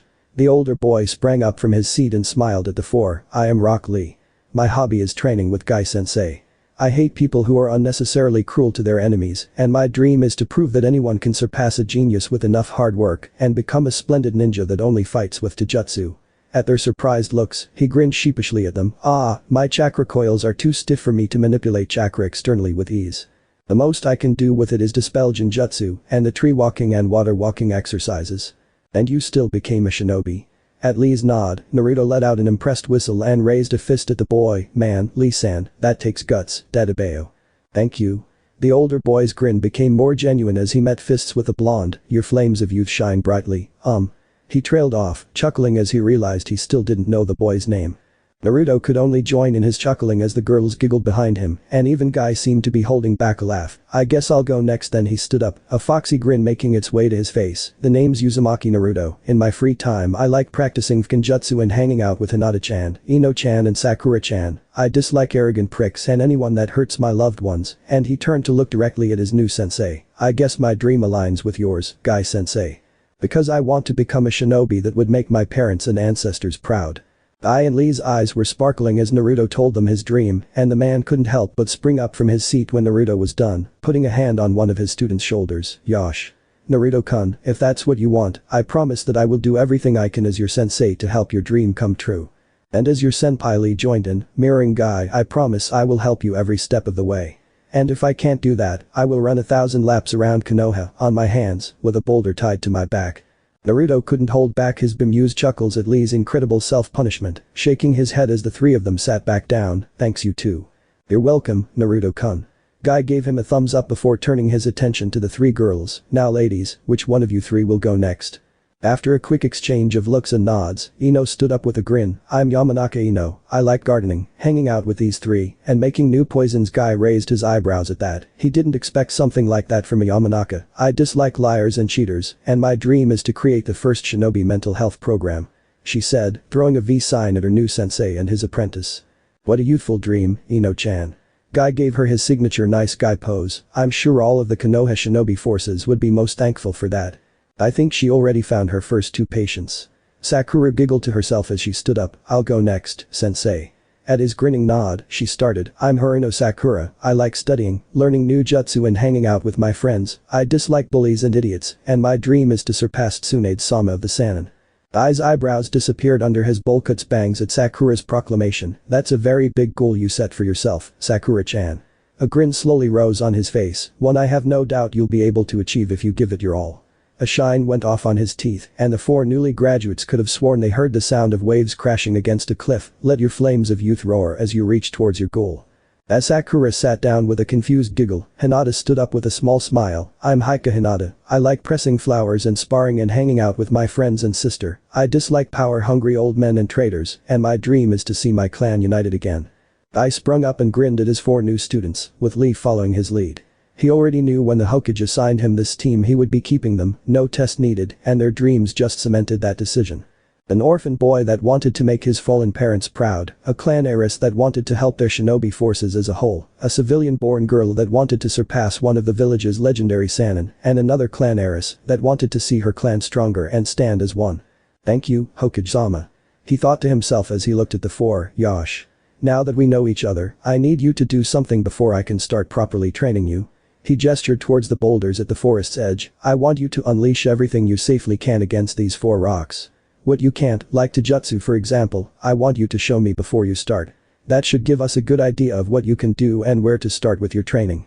Hinata took the initiative this time, stepping forwards and performing a picture-perfect 32 palms and a still relatively slow 64 palms before walking towards the boulder and demonstrating the Jiken strength by giving the huge stone a palm strike and leaving a pretty big crack on it. Leaping back, she ran through 4 quick hand seals. Suiten. Susei Dangan. She said before spitting out a small water projectile, impacting the crack she had left earlier, making it spread all over the boulder. Ai was nodding at her display of taijutsu and grinned at her last strike.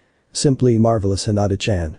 I've sparred against some of your relatives in the past, and I think I can help you reach the speed you need on your 64 palms. Your strength is also formidable for your age.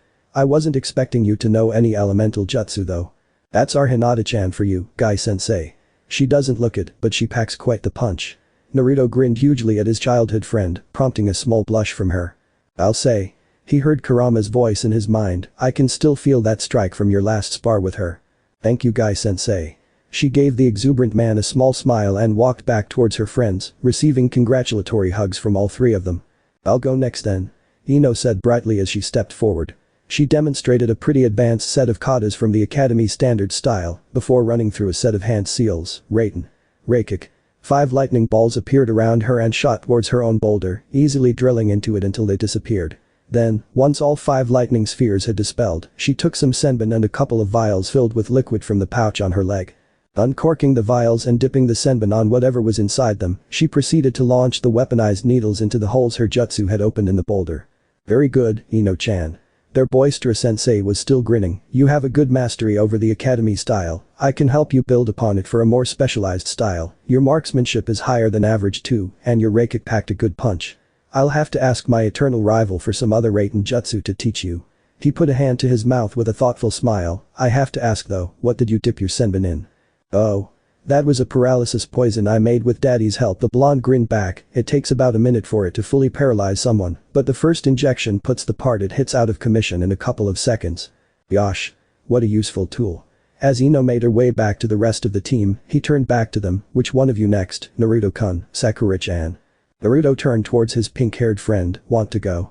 She giggled, nodding her head. May as well, don't want you making sensei's expectations too high. She proceeded to demonstrate a higher level of mastery over the academy style than Ino, though where Ino focused on kicks, Sakura seemed to prefer punches and hand strikes. She finished her taijutsu demonstration by punching the ground with a small chakra burst on her fist, causing cracks to appear. Then, so as to not fall behind her friends, she ran through a quick set of hand seals while still crouching, putting her hands on the ground as she finished. Oten. Dorakeki. A wall as tall as her rose from the ground beneath the boulder in almost an instant before disappearing, causing the boulder to shoot up about a meter before falling back to the ground, cracking the earth as it did so. Very creative usage of the earth wall technique, Sakura-chan. Guy's grin was still fixed on his face. Your take on the academy style is different from Ino-chan's, but you have basically mastered it, so I will see about finding you a fist-based style as soon as we're done for the day. Thank you, sensei. She grinned at the man, throwing a V sign with her fingers before walking back to the group. Naruto grinned at his friends, sensei and sensei's apprentice as he walked forwards. Guess I'm up then. He started getting in position before he seemed to remember something, turning towards the older boy with them. Lee senpai, could you lend me a hand? My Taijutsu stance requires me to be fighting to use it. He saw the confused frowns on his and his sensei's faces. It's completely based on reaction, and I still haven't developed it into a style. For now it's basically a modified Jiken stance that Hayashi-sama helped me create. He grinned sheepishly at the two green-clad shinobi. Lee grinned as he listened to the younger boy's explanation. Yosh. Let's do this, Naruto-kun. He jumped towards the blonde, noticing out of the corner of his eye how his sensei focused, and he could practically hear the gears turning inside his head. Let us see your youthful style. With a nod and a grin, Naruto got into his stance, closing his eyes and breathing deeply as he did so. Left arm bent upwards at the elbow in front of him, right hand on his left bicep, legs close together.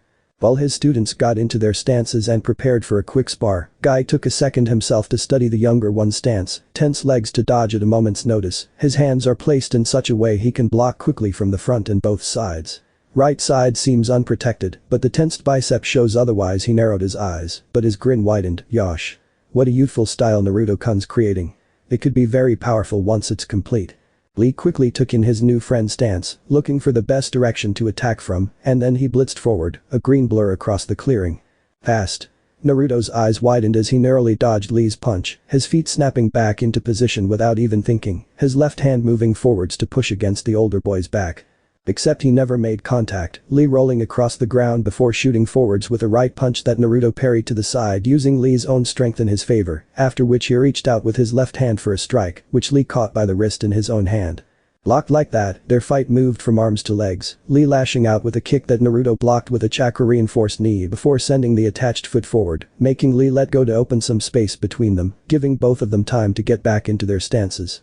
Naruto was breathing heavier than he expected and, noting that his opponent was barely even-winded, bowed towards him. Thanks for the help, senpai, but that's all I can show in Taijutsu for now. He grinned at the older boy as he caught his breath. I think I'll need to add some more blocks to it though. Holy crap, you're fast. Thank you, Naruto-kun. Lee rose from his Genken stance, standing straight up again. With our youthful sensei's help, we will turn your stance into something truly wonderful. Naruto grinned even wider at his senpai's words as he caught his breath. I'll hold you to that. I want the Yuzin to be my family's style once it's finished. The most youthful name for your style, Naruto-kun. Guy said as he walked towards them, the girls hot on his heels, but why way of the vortex? I've only seen modified Jiken movements and some modified from the Uchiha's Juken. That's where you come in, sensei. Naruto chuckled out, prompting one from the rest of the group. I'm not done with my demonstration though, that was only the Taijutsu bit. Yosh. Guy grinned and motioned towards the only unscathed boulder. Show us what you can do, Naruto-kun. With his signature foxy grin, Naruto walked towards the boulder, 9 golden chains erupting from his lower back, drawing gasps from Guy and Lee. Extending his arms in front of him, the 9 chains plus 1 from each of his hands, shot towards it, some of them planting seal arrays in it, the others outright piercing into the rock and lifting it with ease, before smashing it against the ground until it split in half. Once that was done, Naruto dispersed his chains and, touching a seal on one of the ends of the scroll on his back, took out a shuriken and threw it against the broken boulder, making a hand seal as the weapon flew. Shuriken Kage Bunshin no Jutsu. In a cloud of chakra smoke, 1 shuriken turned into 10, which then turned to 50 and then 100 shuriken, all of them embedding themselves into either the cracked boulder or the ground. Grinning at his accomplishment, Naruto ran through another set of hand seals, taking a deep breath on the last one. Ton. Tatapa. He let out all the air he had breathed in one big gust of wind that made the trees sway dangerously, some of the ground around them cracking from the roots trying to free themselves, and pushed the abused boulder halves away from him. He turned back towards the group, chuckling at Lee and Guy's gobsmacked faces. So, how was it, sensei? Naruto-kun, that was wonderful. The green-clad Taijutsu master shook his head and grinned at his new student. Your Taijutsu is already at a very good level if you could keep up with Lee, even if he was holding back because of his weights, and I will help you develop it until it becomes something truly youthful. I can't judge your accuracy in Shuriken Jutsu, but I don't think you need to aim when you can simply send too many projectiles to dodge. That prompted laughter from the rest of his students. Your Futon Jutsu is quite powerful already, too, though I don't think there are that many shinobi in Konoha that could help you with it. I will talk with the one I know of though. I don't doubt Asuma-sen will help you with it. His expression turned thoughtful after that, but those chains you manifested at the start, were those the fabled Uzumaki Adamantine Sealing Chains? The Konfsa. Naruto nodded at the man, making his grin even wider. Lee turned confused eyes towards Guy. Fabled, sensei. Yosh. Before the Second Great Shinobi War, the Uzumaki clan was renowned for their undying loyalty and their abilities in the extremely difficult art of Kenjutsu. Among those abilities was a Kekkei Genkai called the Konfutsu, which allowed them to not only attack, but also seal through them. Much like skilled Fūinjutsu practitioners can place a seal with just a touch, the Uzumaki could do the same through their Adamantine Sealing Chains. After the destruction of Uzushio, we only knew of one other user of this Kekkei Genkai, Red Death Uzumaki Kushina. He grinned at the name of one of the strongest kunoichi the village had seen, right along Senjutsu native the Sannin. She was known for her battle Fūinjutsu, taking out entire battalions by herself only using her chains, and that's before you take into account her Kenjutsu abilities. It's not only sealing we can do with our chains, Guy-sensei Naruto chuckled, getting the two's attention again. I don't know if it's just me or if other Uzumaki could do it too, but I can cast some jutsu through them, too. He had his foxy grin up again. After all, hand seals are still seals, aren't they? Right you are, Naruto-kun. Guy grinned once again before signaling for his 4 students and his apprentice to go back to their impromptu seats in the middle of the clearing again. Once they were sitting down, after the girls had given Naruto his congratulatory hugs, he gave them all a thumbs up and a grin. When Hokage-sama told me who he was assigning on my team, I knew you were going to be good, but all of you took my expectations and ran way past them. He got grins from the 4 new graduates, and Lee was shaking from excitement on his seat beside him. As your sensei, I will make you one promise here and now. I will do everything in my power to make you 4 into the best shinobi you can be. He looked each of them in the eye. Sakura-chan, by the time I'm done training you, your punches will rival Tsunade-sama's without chakra boosting them. Ino-chan, if I have anything to say about it, you will be as feared as Anko-san or Ibiki-san. Hinata-chan, I can assure you that, by the end of your training, the 128 palms will look slow compared to what you will be able to do. And Naruto-kun, I will make sure the Uzumaki is as powerful and style as we can make it. This I swear as your Junin sensei and fellow shinobi of the leaf. Lee couldn't hold back anymore. Yosh. And I will be with all of you each step of the way.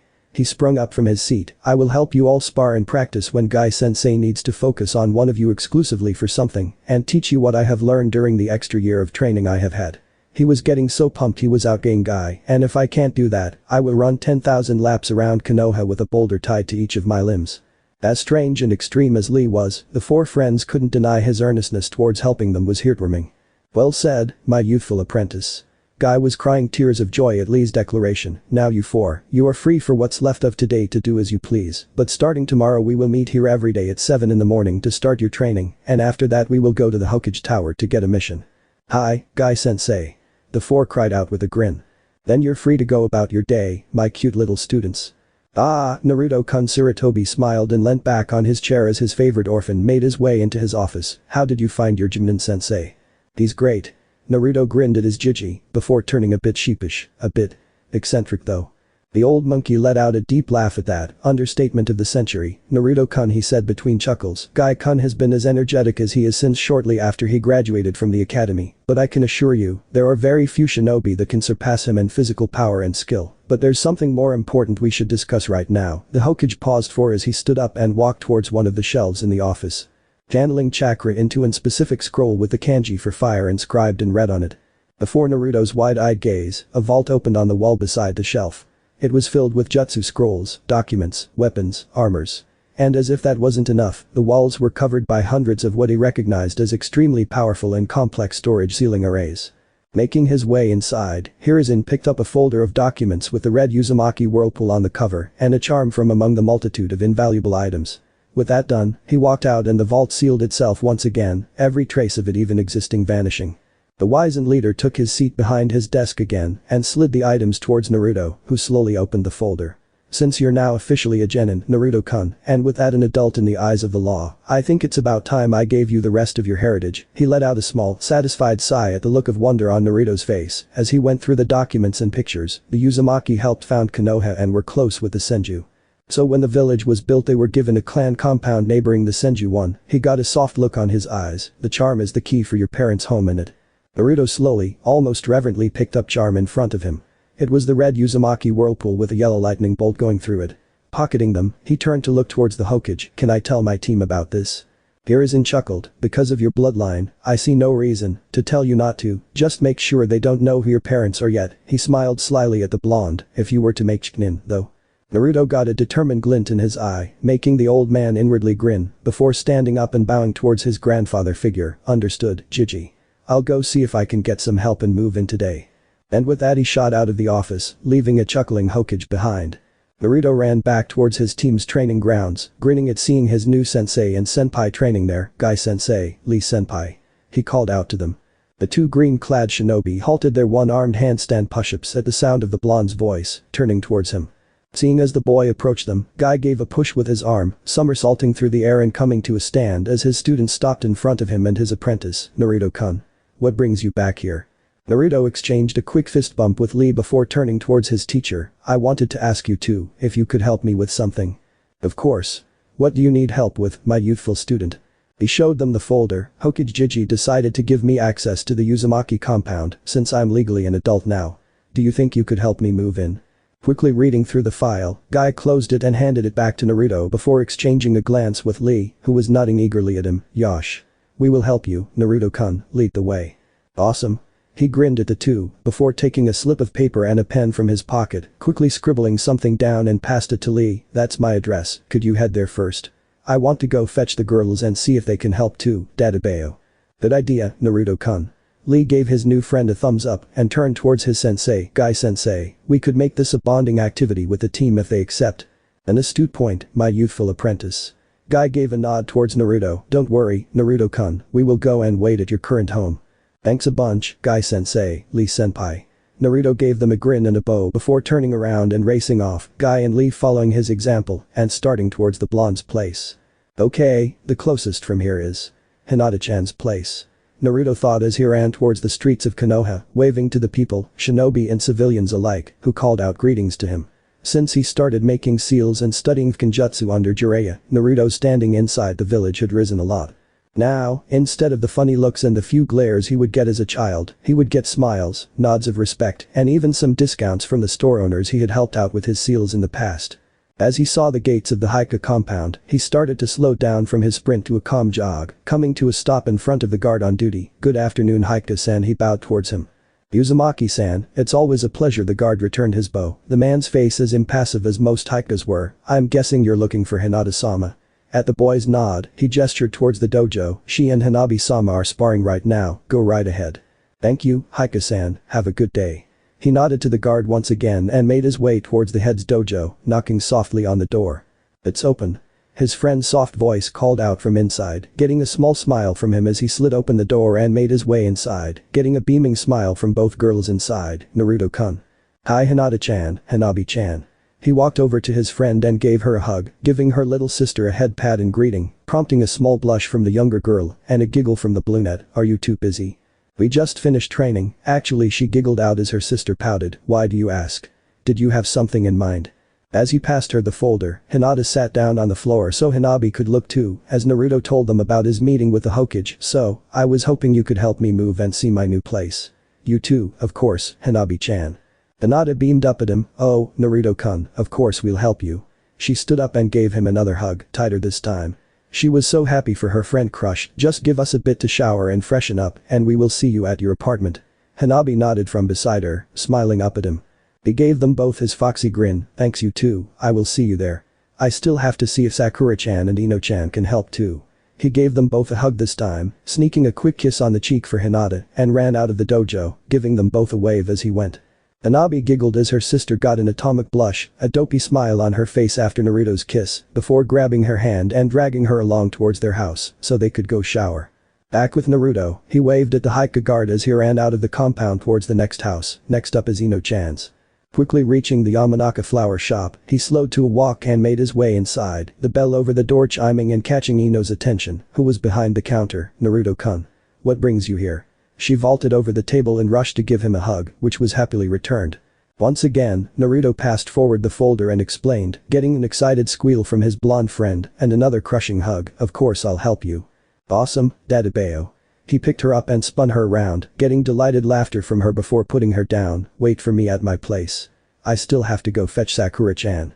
After his friend nodded her assent, he gave her another hug, slipped her a quick kiss on the cheek and ran off, leaving her blushing and frozen to the spot. From there, it was a 5-minute walk to the Haruno's home, so at Naruto's usual speed, it took him under 30 seconds to reach his pink-haired friend's door and knock, Mibuyuki opening the door and smiling down at him. "Oh, hello Naruto-kun," she said. "My, you've grown since the last time I saw you. Come in, come in." Naruto chuckled good-naturedly. "Thank you, Mibuyuki-basin." She wasn't lying after all. Last time they had seen each other, shortly before Naruto's last year at the academy, he barely reached Mibuyuki's elbow. Not long after that, a month at most, Naruto had hit a minor yet noticeable growth spurt and now stood at her shoulder. Is Sakura-chan home? She gave a soft chuckle at that. She's up in her bedroom, Naruto-kun, go right ahead. He gave her a grin and walked up the stairs, coming to a stop before his friend's bedroom door.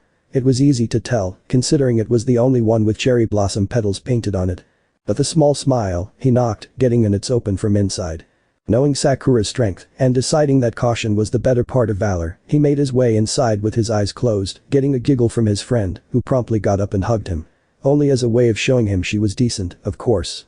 Returning her hug, Naruto opened his eyes and, once again, explained what he was doing and asked for her help. Similarly to Ino, he got an excited squeal from her and yet another hug.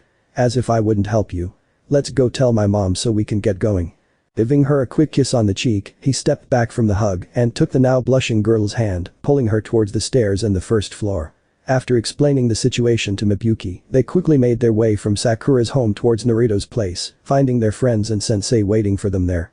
After greetings were exchanged, with the girls exchanging cheek kisses, which surprisingly got a dusting of pink on their cheeks, Naruto led the way inside towards his apartment. The girls normally didn't visit Naruto's place, the quartet often preferring to meet at a park or at Hinata's home if they were going to train, with Hanabi often tagging along if she had nothing to do, and this was the first time Guy and Lee had ever been to the young Fūinjutsu practitioner's home, so all 6 of them took their chance to look around, even though this would probably be the only time they would visit this place. It wasn't big, nor did it need to be since Naruto lived alone, but it was surprisingly cozy. There were a few shelves littered around the place, each filled with books and jutsu scrolls. Kenjutsu, ninjutsu, some studies on the nature of chakra itself and even some history books, most of them centered around the great shinobi wars, the cage of the different villages and the bijk. What a lovely home you had here, Naruto-kun. Lee gave his friend a grin, getting one in return. Thanks senpai. He looked around his apartment, a small smile, neither happy nor sad, on his face. I'm going to miss this place, but I can't say I don't want to see where my ancestors lived when they stayed here in Konoha. With that, Naruto walked towards one of his shelves and took a bunch of scrolls from them, handing them to the rest and keeping some himself. These are some of my personal storage scrolls. They are a lot harder and expensive to make, but they also can store about 5 times more than what I sell to the stores. After that, the group started going room by room, storing away every last one of Naruto's possessions into the scrolls, making sure not to miss anything, not even a brush, and after about half an hour, they were done and ready to go. It was eerie, the Uzumaki compound. The place had been completely abandoned since that night 12 years ago, when its last residents, Minato and Kushina, were killed by one of their friends while under a mind-control genjutsu. And yet, the buildings, although definitely old and a bit run down, still looked in good condition. The streets, although empty of people, didn't have overgrown plant life trying to take over them either. The green areas still looked cared for. The streams of water in them still ran. Birds still nested on the trees. Yet the whirlpool fountains weren't running. The channels running through the streets, all converging at the center of the compound into a gigantic rendition of the Uzumaki clan symbol, were dry. The clan stores were closed, yet there were still products on display. It was as if the Uzumaki had never left, and yet they weren't there.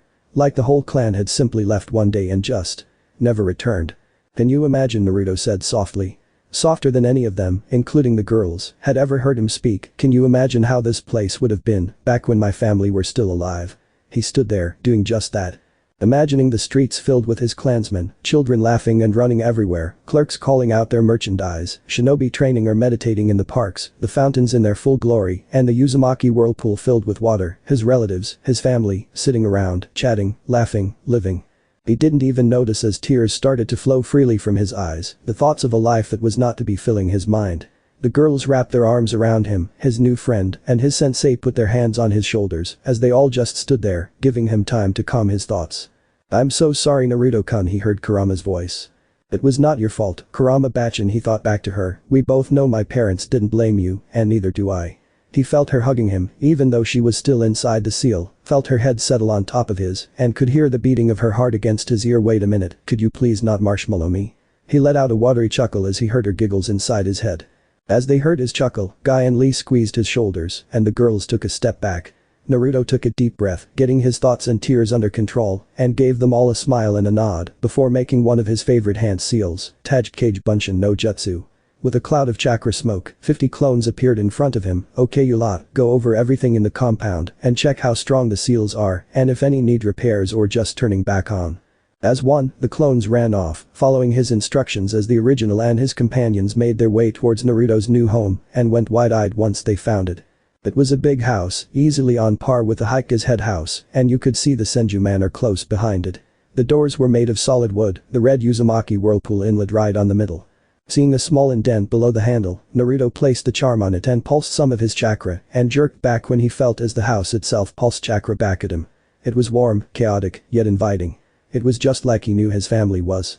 As the doors opened for them, they walked into what they now realized was the Uzumaki head's manor. The first room they saw just as they entered was the foyer. Leaving their sandals at the door, they felt the warm, soft red tatami under their feet, not even affected by the passage of time. As they made their way further inside the house, Ino looked around and could help but remark, "Your family sure liked red."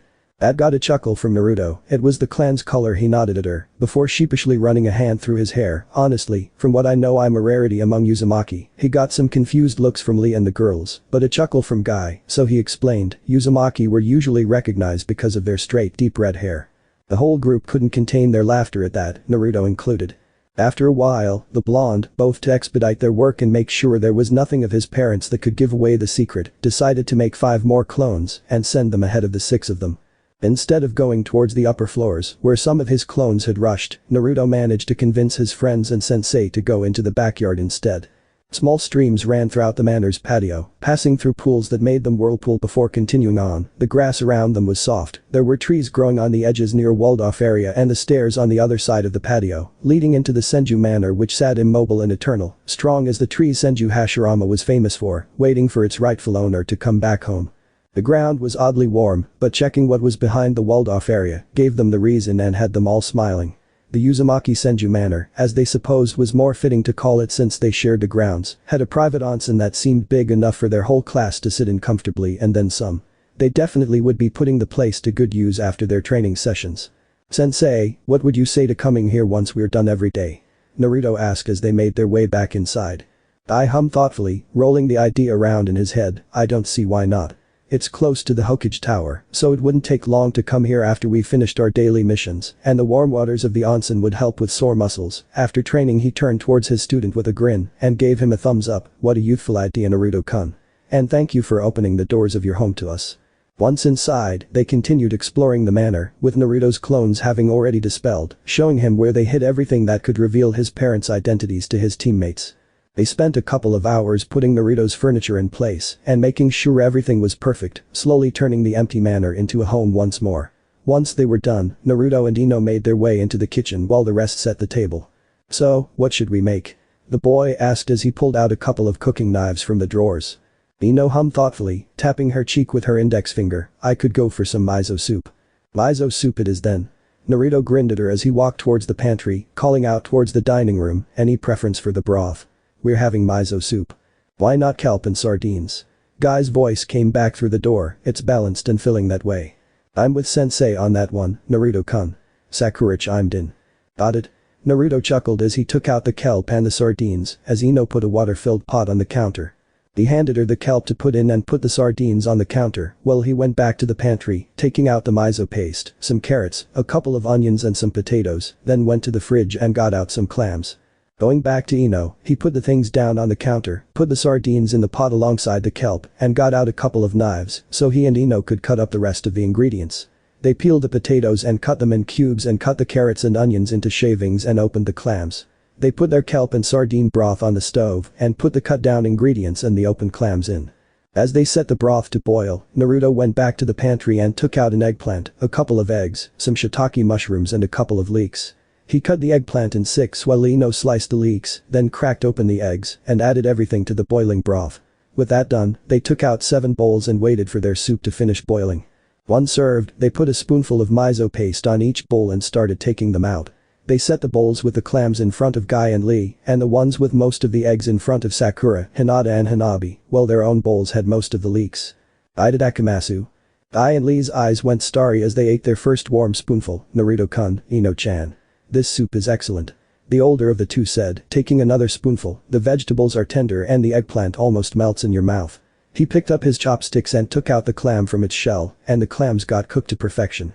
Hinata and Sakura giggled as their sensei and senpai kept showering thetheir friends in praise. Naruto-kun and Ino-chan are great, cooks, Hinata said as they calmed down, making the two blush, renewing Sakura's giggling. I'm afraid I'm not that good at it though, I haven't had much chance to practice it, she said sheepishly, blushing a bit herself.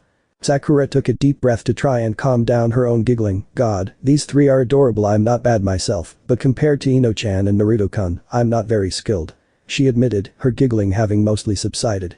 That would be something I will have to teach you too then, Guy said in his usual bombastic manner. Being able to cook while on the field is necessary for every ninja. Lee was nodding beside him. Guy-sensei is right. Being able to cook a good meal out of the most simple ingredients helps keep the spirits up. So, Sensei Ino said during a lull in the conversation, their bowls mostly empty by now, what are we going to do tomorrow? Good question, Ino-chan. The man grinned at them all. Tomorrow we'll start getting you four into the best shape possible for your specialties. So Hinata-chan, for example, I'll give you some flexibility exercises that will help extend your reach. I'll also go over my library tonight and look for styles that fit each of you or can help develop Naruto-kun's usum. He grinned wider. After that, some light sparring to make sure the forms you're learning sink in, and then we'll go see if there are any missions available for us. We should be done by 4 most days. Great. Ino beamed. How hard can it be? Why did I ask? Ino was lying on the ground, spread-eagled and breathing huge gulps of air, her chest heaving up and down as she tried to make sure her soul didn't leave her body. She was aching in places she didn't know could ache, and she was pretty sure she shouldn't be able to feel pain in her hair.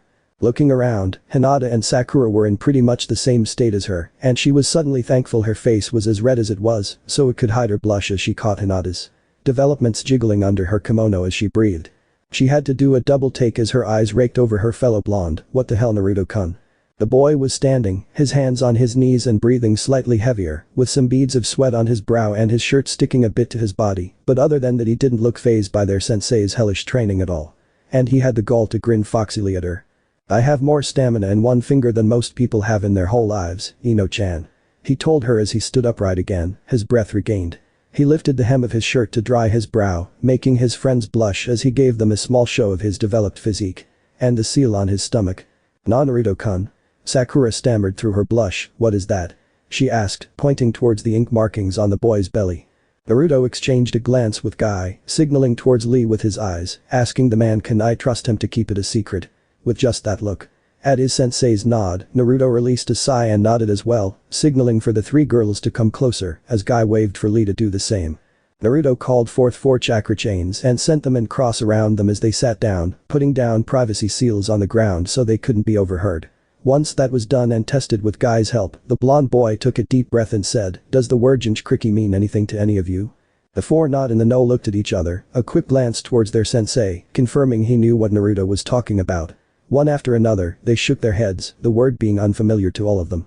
Jinchuriki are basically jailer and host, both at the same time. He looked each of them in the eye. Suna has 1, Taki has 1, Konoha has 1, Kiri has 1, but used to have 2, Iwa has 2, and Kumo has 2. He touched his stomach, feeling Kurama's chakra rolling around, and there can only be 9 of them alive at the same time. Can you tell why? Sakura's gasp and widening of her eyes made him nod, signaling for her to speak. They hold the Bijk inside them, don't they?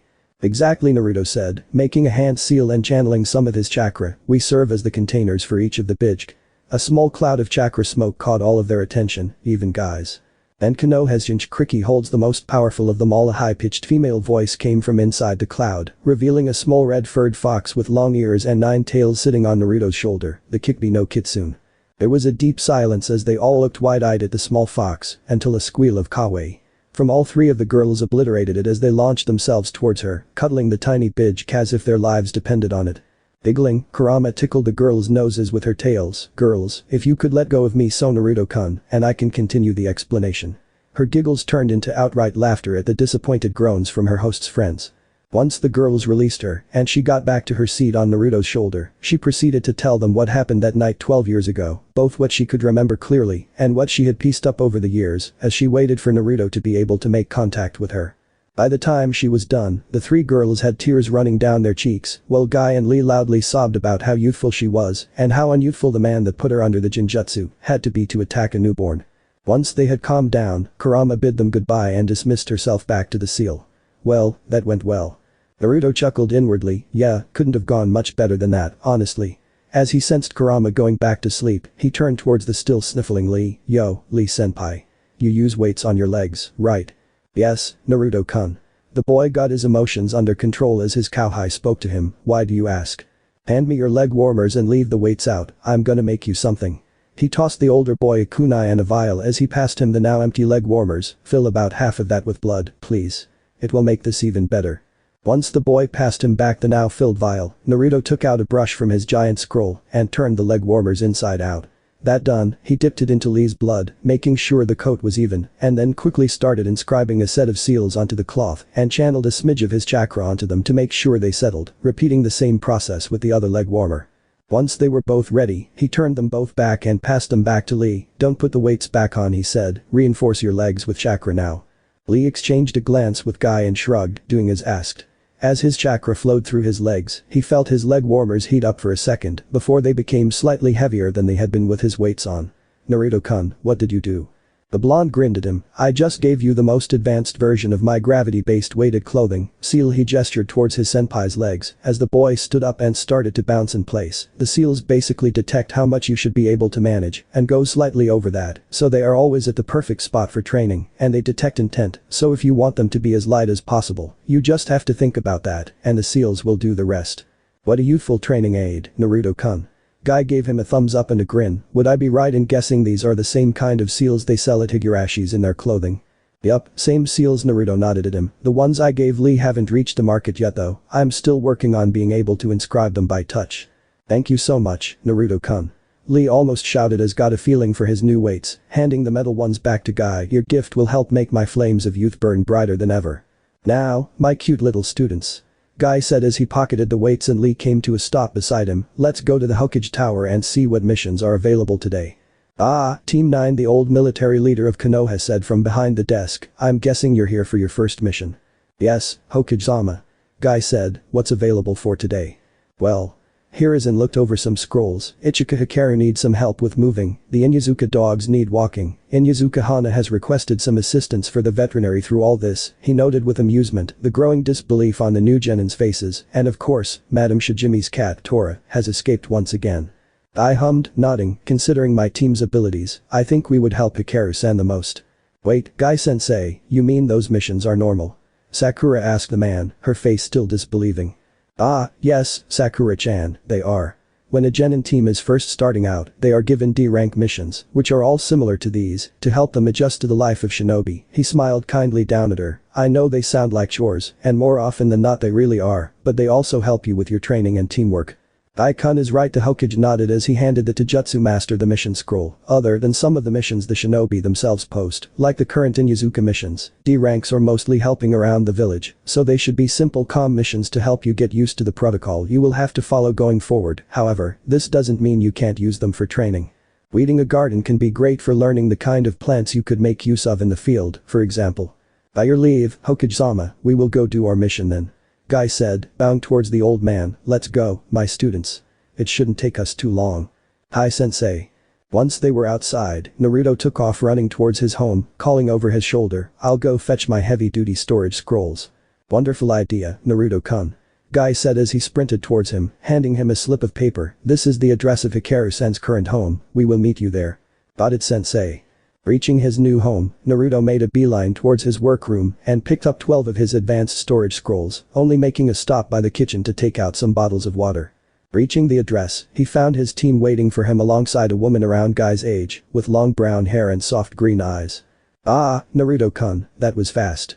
Guy called towards his student as the boy approached them before turning back towards the woman. Hikaru-san, if you would be so kind. Of course, Guy-san, the woman smiled at them and led them into her home, where many boxes and furniture were waiting ready in the living room. I moved everything here, so you would have an easier time. She smiled at them once again. Don't worry, Hikaru-san, this will be quick. Naruto grinned at her as he handed the scrolls to his team, and in under half an hour they had everything stored and ready for transport, much to her surprised delight. From there, the woman led them towards her new house and showed them where she wanted everything, and they spent the next couple of hours putting the furniture in its place and the boxes in the right rooms. Once that was done and they had reported the mission success to the Hokage, they spent the rest of their day in the Uzumaki Senju Manor, making ample use of the private onsen and having dinner together once again, this time some delicious sushi made by their sensei. That became their routine for the next month and a half. Every day, they would train until they dropped, lasting just a little bit longer every day, then they would go to the Hokage Tower and take a mission, and once they were done they would close their day at the Uzumaki Senju Manor, relaxing in the onsen and having dinner together. By the third week, they could last the whole training session on their feet. Hinata's Jiken had become so fast she was already starting training for the 128 palms with her father. Sakura's punches had become strong enough to leave an imprint on the trees. Naruto's Uzin was taking shape every day a little more, taking inspiration from every style they could get their hands on. Ino's poisons and marksmanship became more and more effective, to the point she could pin a falling leaf to a tree with a senbon from 50 meters away. Even Lee had started to improve faster now that he had other people to spar with, his attacks becoming faster, his leaps higher, and his obnoxious shouts about youth louder. Their missions, too, became easier with time. They could walk alongside the Inyazuka dogs now, helping someone move didn't take them over an hour nowadays, and garden weeding only left them with a bigger arsenal in Ino's hands. The only mission they didn't take more than once was catching Tora, after an incident involving said cat, Mitarashi Anko, a gravity seal, a very small cage and some tar and feathers. Naruto still owed Anko for that one. But now, they were ready. After a month and a half of almost non-stop training, they were finally ready. Okage-sama Guy said as they made their way into the Hokage Tower, "I think my students and apprentice are ready for their first C-rank mission, what do you say?" The Hokage hummed, nodding his head, "They have progressed an incredible amount in a very little time, haven't they?" "Very well, Guy, I agree." He made a small signal with his hand as he picked up one of the scrolls in front of him. "Precisely, I was looking for a team to take on a mission we received recently." As he said this, an old man was shown into the room by Nico. He had gray hair and beard and was taking a swing from a gourd of sake. "Are you seriously telling me these brats are supposed to protect me all the way back to Nami no Kuni?" The end.